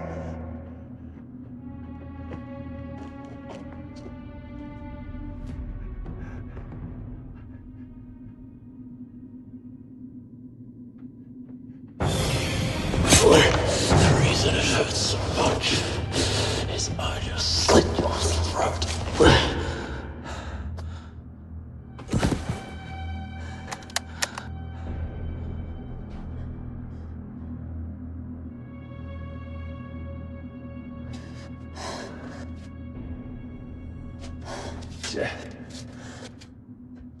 Jess, it's me, Billy!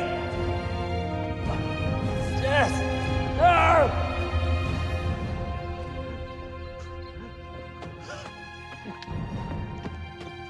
Jess! No! No!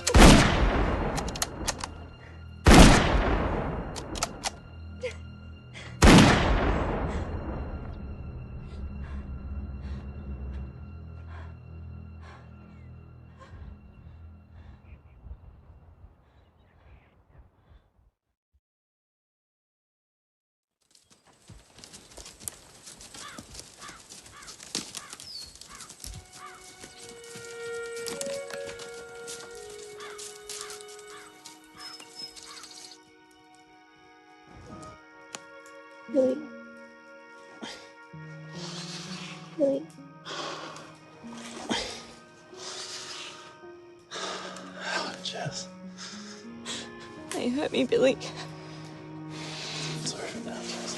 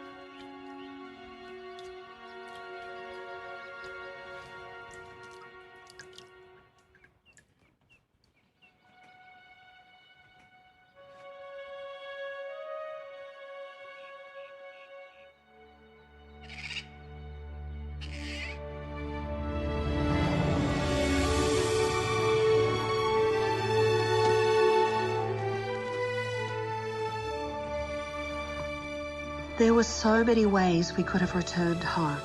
I don't know whether it was to save Mother from my appearance or simply to avoid the police, but we chose the long way, through the desert, north along the Darling River, away from people and their questions. We headed home the way we came.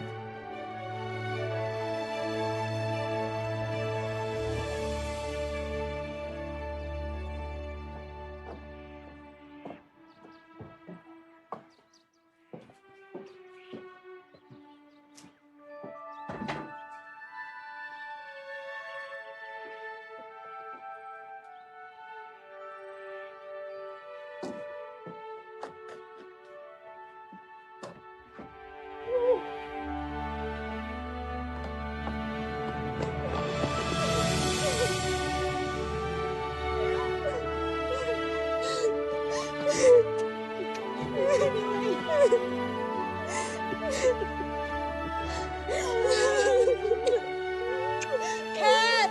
Jack! Quick! The bodies of the Kennetts were never found. Peter Burns, our local cattle agent, was assumed to have died of a heart attack. There were rumours and innuendo, but no charges were ever laid against my brothers. Time passed and people forgot, and in that time, Mother and I both healed. My brother Jack spent many years running the family farm. In 1923, he married the widow of Constable Doyle, and together they raised a whole new clan of Kellys. My brother Billy carried his wounds from the war and the secrets of the mine within himself. And there, along the banks of the Proserpine, he would hunt for kangaroo as he did before the war, until other wars carried him away.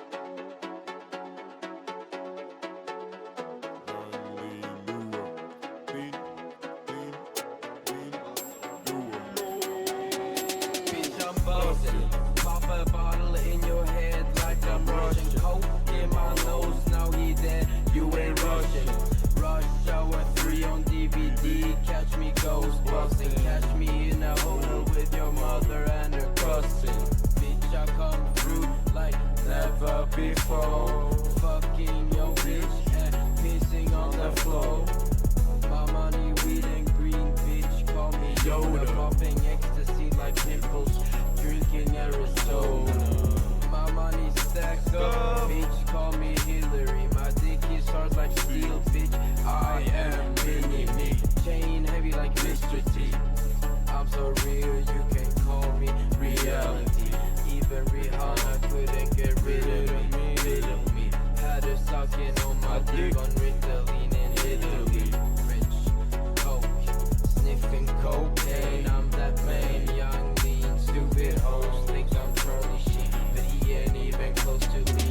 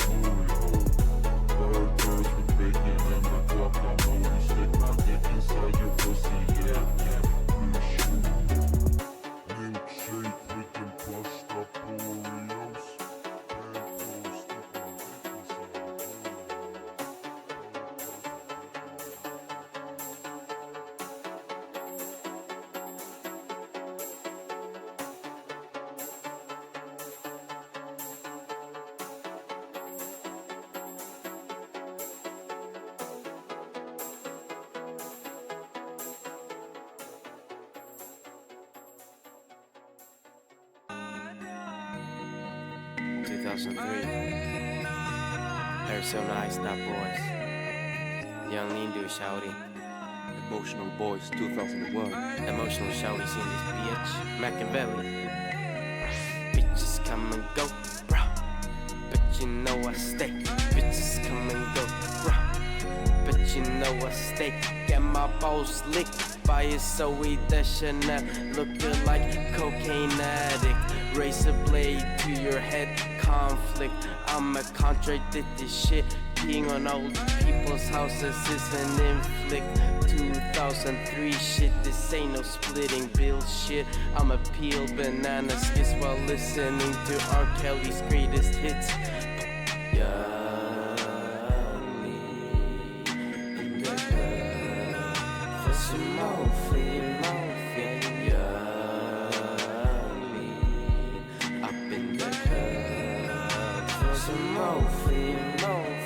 Popping pills like sits while someone vomits on your mosquito tits. Slitting wrists while dark evil spirits like Slytherin with tricks. I'm sick. Acid drip makes my spitting sick and makes me start hitting chicks, knitting thick, shitting quick, fitting dick like they're smitting shit with an 8-stick. You're gay as fuck like a fish stick. Tequila shots and salt licks, getting balls in your face like a free kick. Young Lean State's motherfucking free kick, bitch. Yeah.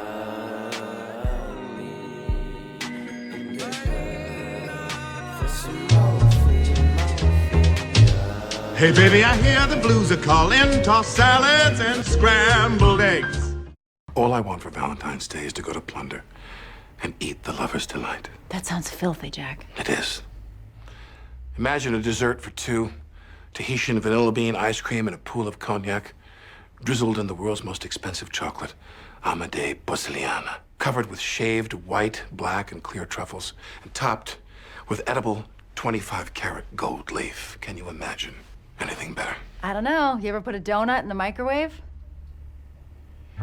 Hey, what's up, guys? Welcome back to Binging with Babish, where this week for Valentine's Day, we're tackling The Lover's Delight from 30 Rock. Now, this might be a decadent sundae, but it's also kind of simple, so I thought this would be a good opportunity to learn how to make ice cream without a machine. So we're starting off by making a custard from 1.5 cups of milk, 3/4 cup of sugar, 2 large eggs. We're whisking those all together over medium-low heat before adding a scraped Tahitian vanilla bean, scraping all the gunk in there and dropping the pod in before bringing the custard up to temperature. We're trying to hit 175 degrees Fahrenheit.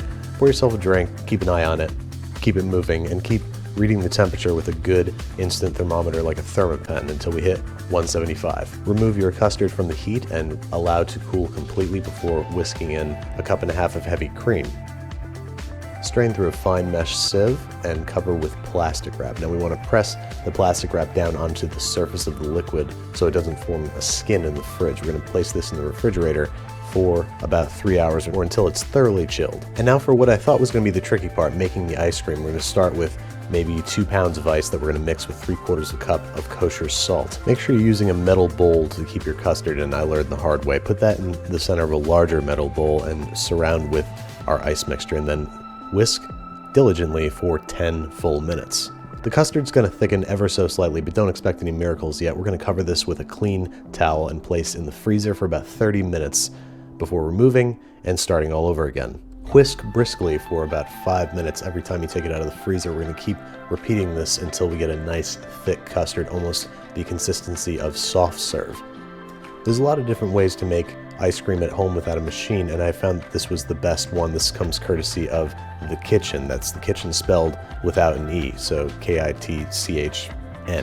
It's a huge time saver. Who has time to type out kitchen? Really, I'm just trying to kill time here. You know, it's a long process to get this custard to the consistency that we want. We could talk politics or...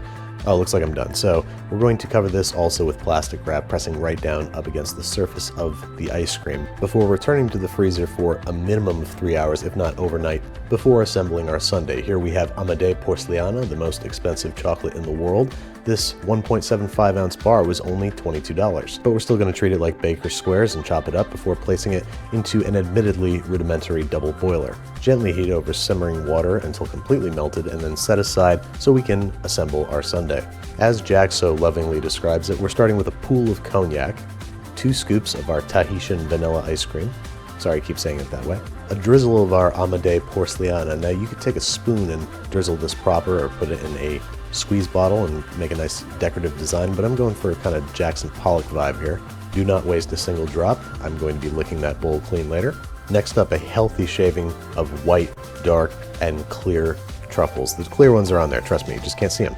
And finally, the most important and the most pointless element to this dish, sparkly, flavorless, abhorrently expensive 24-karat gold. Now I'm going to put on my best Jack Donaghy as I prepare to take my first bite. Overall, I would say this sundae was a success. Luckily for both of us, I can't talk like this forever, so before I embarrass myself, let's try Lemon's idea of decadence. A plain chocolate glazed donut, which after 15 seconds in the microwave, it was pretty hard not to finish.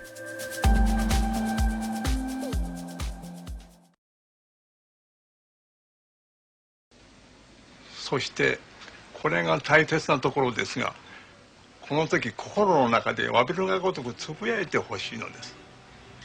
後でね、Hey, what's up guys? Welcome back to Binging with Babish, where this week I'm going to mispronounce a lot of things like this, kombu, which kind of looks like green lasagna noodles. It helps to form the soup base for Tampopo style shoyu ramen, along with about a pound of chicken feet whose nails we're going to snip off before getting a large stock pot ready with a quarter pound of pork spare ribs and 2 pounds of chicken wings. We're going to add that to the pot with our chicken feet, a whole head of garlic halved, 1 large scallion cut into 6-inch pieces, a whole onion halved, and about 4 quarts of water in which we've soaked 4 large kombu leaves for about 24 hours. We're going to put this over very low heat and bring to a bare simmer, skimming off any scum that comes to the top and keeping it below 200 degrees Fahrenheit. After about 4 hours, we're going to add some bonito and some dried anchovies, which we're going to strain after about another hour. Chill that broth overnight while we make our noodles. We need to bake some baking soda at 225 degrees Fahrenheit for about an hour before dissolving 1 tablespoon in a half a cup of warm water that we're going to slowly drizzle into 8.5 ounces of bread flour along with 1 ounce of Vital Wheat gluten. Press together into a shaggy dough and knead for about 5 minutes before letting it rest in plastic wrap for 1 hour, rolling it out using a pasta machine. Roll it thinner and thinner until you can run it through the pasta cutter, creating perfect little alkali noodles that we're going to toss with cornstarch, place on a baking sheet, cover in plastic wrap, and refrigerate overnight. Now, yes, you could chemically alter your own baking soda and create noodles that take several hours to make before refrigerating for 24 hours, or you could just buy a packet at the store. They're not going to be nearly as good, but I don't know, your call. Moving on, it's time to make our chashu pork. Now, I wasn't sure if it was pork belly or pork shoulder, so I went ahead and got both. I'm going to start by searing the pork shoulder while leaving the pork belly unaffected before topping with half a cup of soy sauce, a full cup of mirin, a type of Japanese cooking wine, a full cup of sake. By the way, mix this stuff up beforehand, don't do it like I'm doing. 1 whole shallot halved, a 2-inch knob of ginger peeled and chopped, and half a dozen cloves of crushed garlic. Now we're going to top this, but leave the lid slightly ajar and braise at 275 for about 3 hours. Now in the same pan in which we seared the pork, we're going to saute half a cup of dried anchovies before deglazing with 2 cups of soy sauce, adding a couple broken kombu leaves, letting that steep without boiling for about 10 minutes, adding half a cup of bonito flake and letting that steep an additional 5 minutes before draining and setting aside. Wipe out the pan and add about a quarter cup of sake, a few tablespoons of mirin, and 1 to 2 tablespoons brown sugar. We're going to bring that to a boil and burn off the alcohol before adding our fishy soy sauce mixture back to the party. And boom, we've got tare. Now, finally, it's time to assemble. While we boil our noodles for no more than 30 seconds, place 2 tablespoons of tare, half a tablespoon of toasted sesame oil, a few ladlefuls of our broth boiling hot, and finally our noodles into a warm bowl. Then we're going to garnish with 3 very thin slices of our pork, a slice of kamaboko or Japanese fish cake, a few scallions, some menma or braised bamboo shoots, and our sheet of nori or seaweed. Now it's time to lovingly stroke our pork and apologize to it. Move it over to the side of the bowl, as the ramen master did, and begin slurping your noodles. It's very important to slurp the noodles, both to attain maximum flavor and to embarrass yourself in front of friends and family.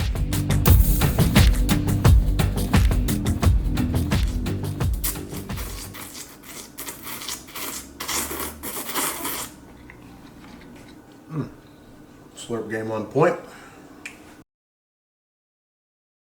I am ready to receive instruction from the realm of creation above me for the sandwich I am about to conceive. I am open. Use me. Hey, what's up guys? Welcome back to Binging with Babish, where this week we're taking a stab at Jake's perfect sandwich from Adventure Time, which of course starts with a steak sous vide. So we've got a nice boneless ribeye here that we're going to salt and pepper before placing into our vacuum sealed bag with both thyme and rosemary. I'm going to distribute those on each side of the steak. We're going to vacuum seal it and place it into a 135 degree sous vide. Normally I'd want to go for more like 115, but hey, Jake's the sandwich expert, not me. About the only birds that I'm going to be able to find to eat in New York City are pigeons, and I'm not going to eat those. So I've got a Cornish game hen here that I'm going to debone and broil so we can put it on the sandwich and eat the entire thing whole. Deboning a whole chicken is hard, but deboning a Cornish game hen is more like surgery. I do not recommend anybody ever try doing this ever. If you're going to try this at home, just use a couple chicken thighs or something. Next up, we have the interesting challenge of how to tackle lobster sole. I would imagine that lobster sole is a pretty mellow lobster flavor, so to me that meant making lobster aioli, lobster solioli, lobster soli, whatever.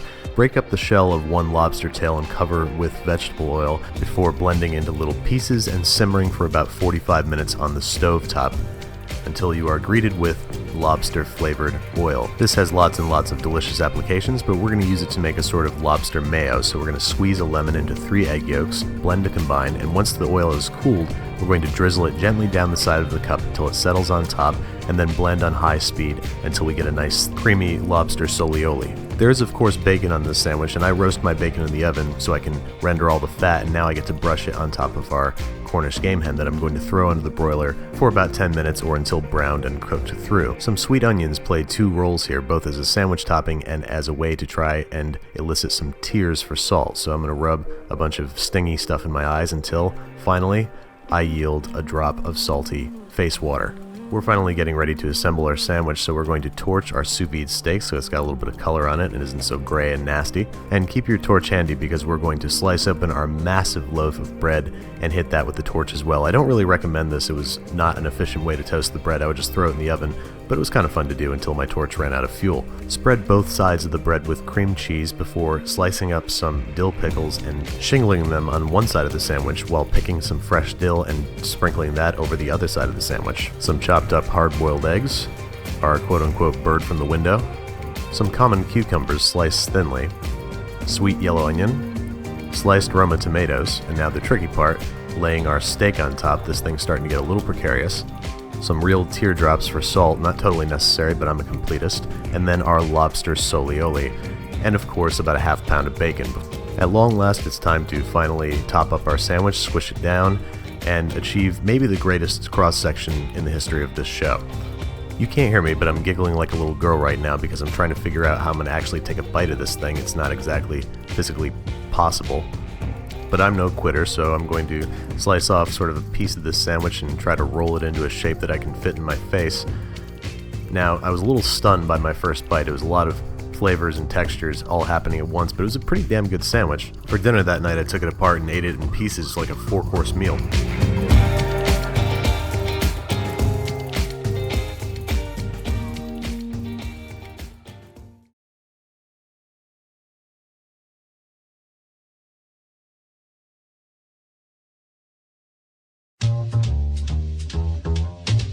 Hey baby, I hear the blues are calling, tossed salads and scrambled eggs.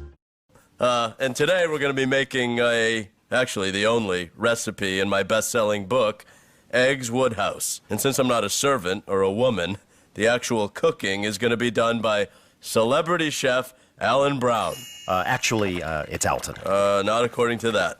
Anyway, hi, Alton Brown here, and today we're doing a new take on the classic Eggs Benedict, and wow, this dish is like a cholesterol Katrina. It's got creamed spinach, bechamel, and hollandaise sauce, eggs, obviously, pata negra ham, half a cup of butter. So yes, it's delicious, but you should really save it for special occasions, like this new holiday called Morning. A pinch of paprika and some Kashmiri saffron. And there you have it. Eggs Woodhouse. Thanks, Alan.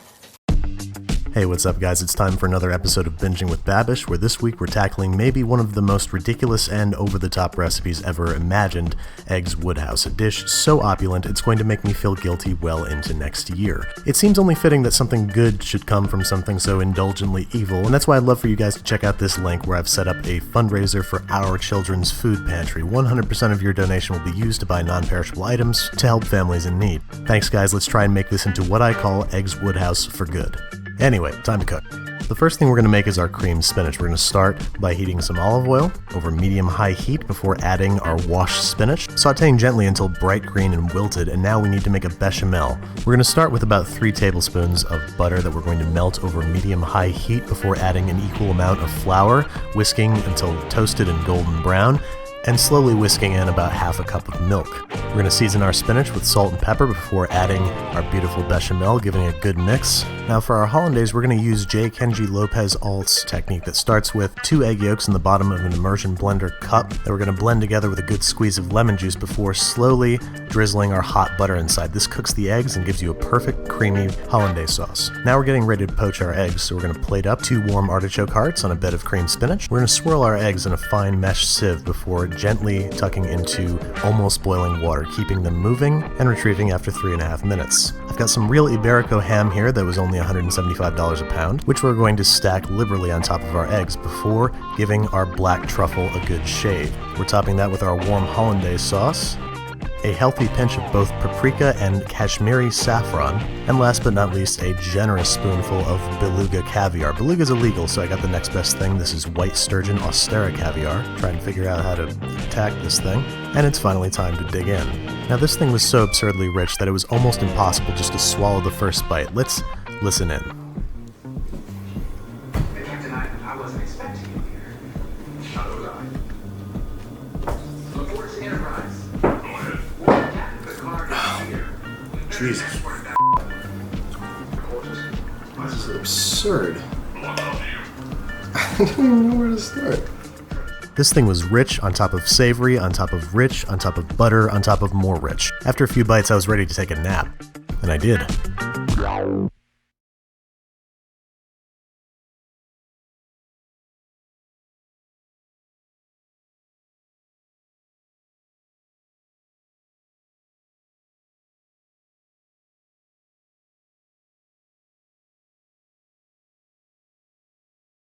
Crop Dusting Genius asks, what is your favorite way to cook a steak? My favorite question I've gotten so far because I get to eat a steak. So we're going to start with a 2-inch bone-in ribeye that we're going to liberally salt and pepper.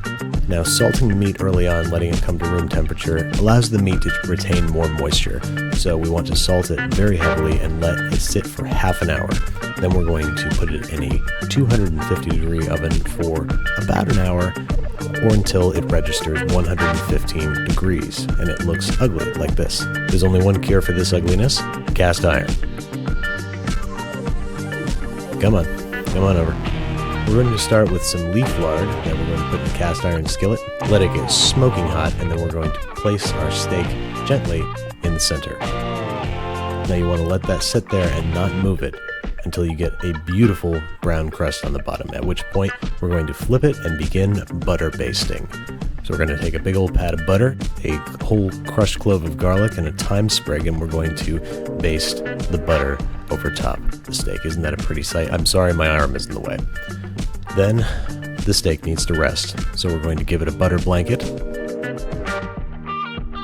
We're going to put the garlic clove and thyme sprig on top, and it's going to take a little nap for at least 10 minutes. Step away.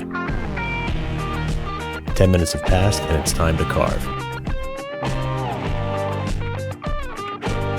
So we're going to cut down the bone, and then cut into about half-inch slices. That's the way I like them, at least. Cut it however you want, I don't care.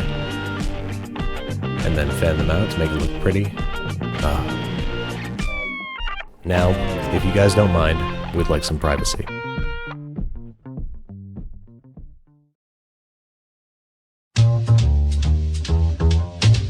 Hey baby, I hear the blues are calling, toss salads and scrambled eggs. Hey guys, this is Oliver Babish, and I am back with episode 2 in my little series where I explore what the food in film and television actually tastes like. This week I'm taking a crack at a dish from one of my favorite movies, Big Night, and one of the coolest looking dishes I've ever seen, timpano. What is that? It's timpano. It's a secret recipe that they brought from their hometown. I only heard about it. I never had it before.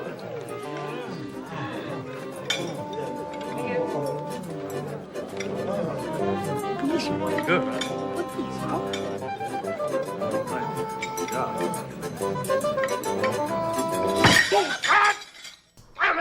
Timpano starts where most great Italian dishes start, San Marzano tomatoes. Go ahead and have a drink, it's going to be a long night. We're going to start by crushing the San Marzanos by hand before adding them to a large Dutch oven in which I have 8 cloves of garlic and a tablespoon of fresh oregano sweating with olive oil and butter. I'm going to add most of the tomatoes, reserving 2 cups to add to the sauce when it's done.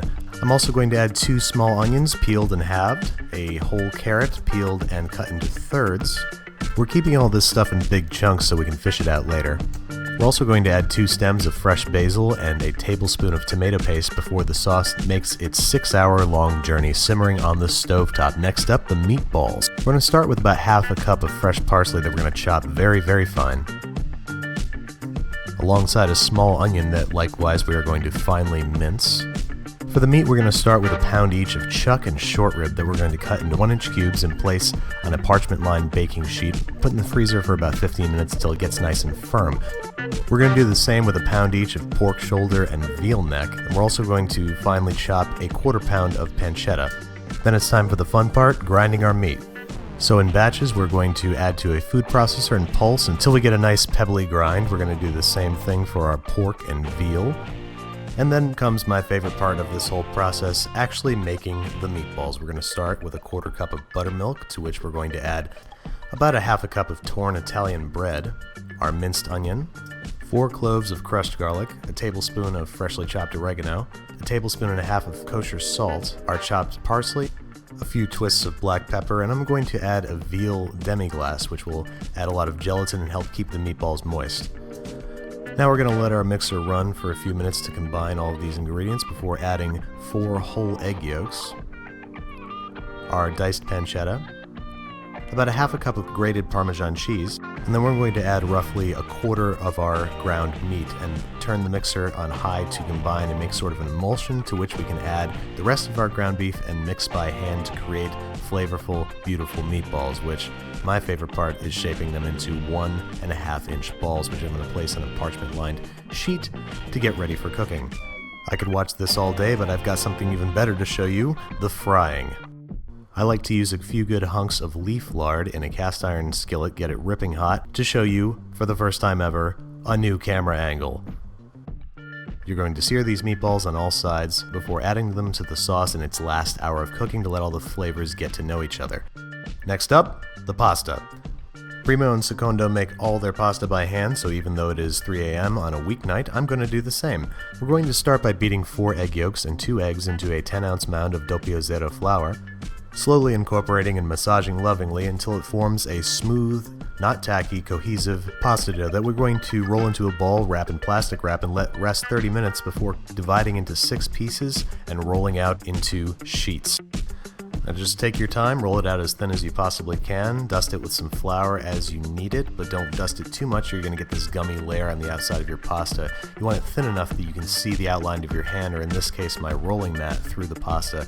We're going to trim the edges and cut it into a rectangle, which we're then going to slice down the middle and cut into 2-inch squares, which we're then going to place on our gnocchi striper and use a small dowel to roll into perfect little garganelli, which we're going to place on a floured and towel-lined baking sheet. Now at this point it's 4:30 in the morning. I've been watching Frasier for about 6 hours and I am truly losing my mind. Let's listen in. Los Isles, Frasier.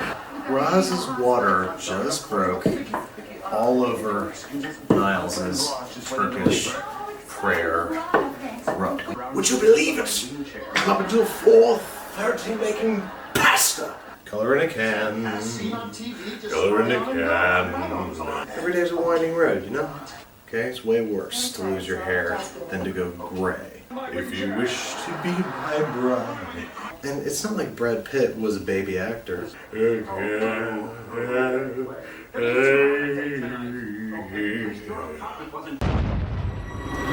Okay, I got a solid 3 hours of sleep and I am feeling a whole lot better. Also, this is the next day. I know the shirt looks very similar. It's different, I swear. I changed. Let's change this music too. That's better. I like that. Alright, so now we're moving on to our timpano crust. It's almost the exact same recipe as the earlier pasta dough, but it has more egg yolks in it and a bit more olive oil. This is going to help give us a nice brown crust. We're going to knead it for a few minutes until it is smooth and not tacky. And then, just like the pasta dough, we're going to wrap it in plastic wrap and give it a rest for about 30 minutes before flouring it and rolling it out into a gigantic disc. Now just take your time with this, don't get too frustrated when it bounces back, flour it liberally, try and flip it very carefully, and just appreciate the upper arm workout. Once we get it down to about a 1/16 of an inch thick, it's time to prep the cooking vessel. We're going to grease the inside of a 6-quart Dutch oven with both butter and olive oil. I bought a huge timpano pan like they used in the movie, but it was gigantic. It was 15 quarts. It was just way too big. So we're going to use our rolling pin to drape the dough over our Dutch oven before gently pushing it down and beginning the filling process. We're going to start with a layer of pasta that we parboiled for about 2 minutes, followed by a layer of meatballs that we break in half. Next up, a layer of hard-boiled eggs sliced lengthwise down the middle. After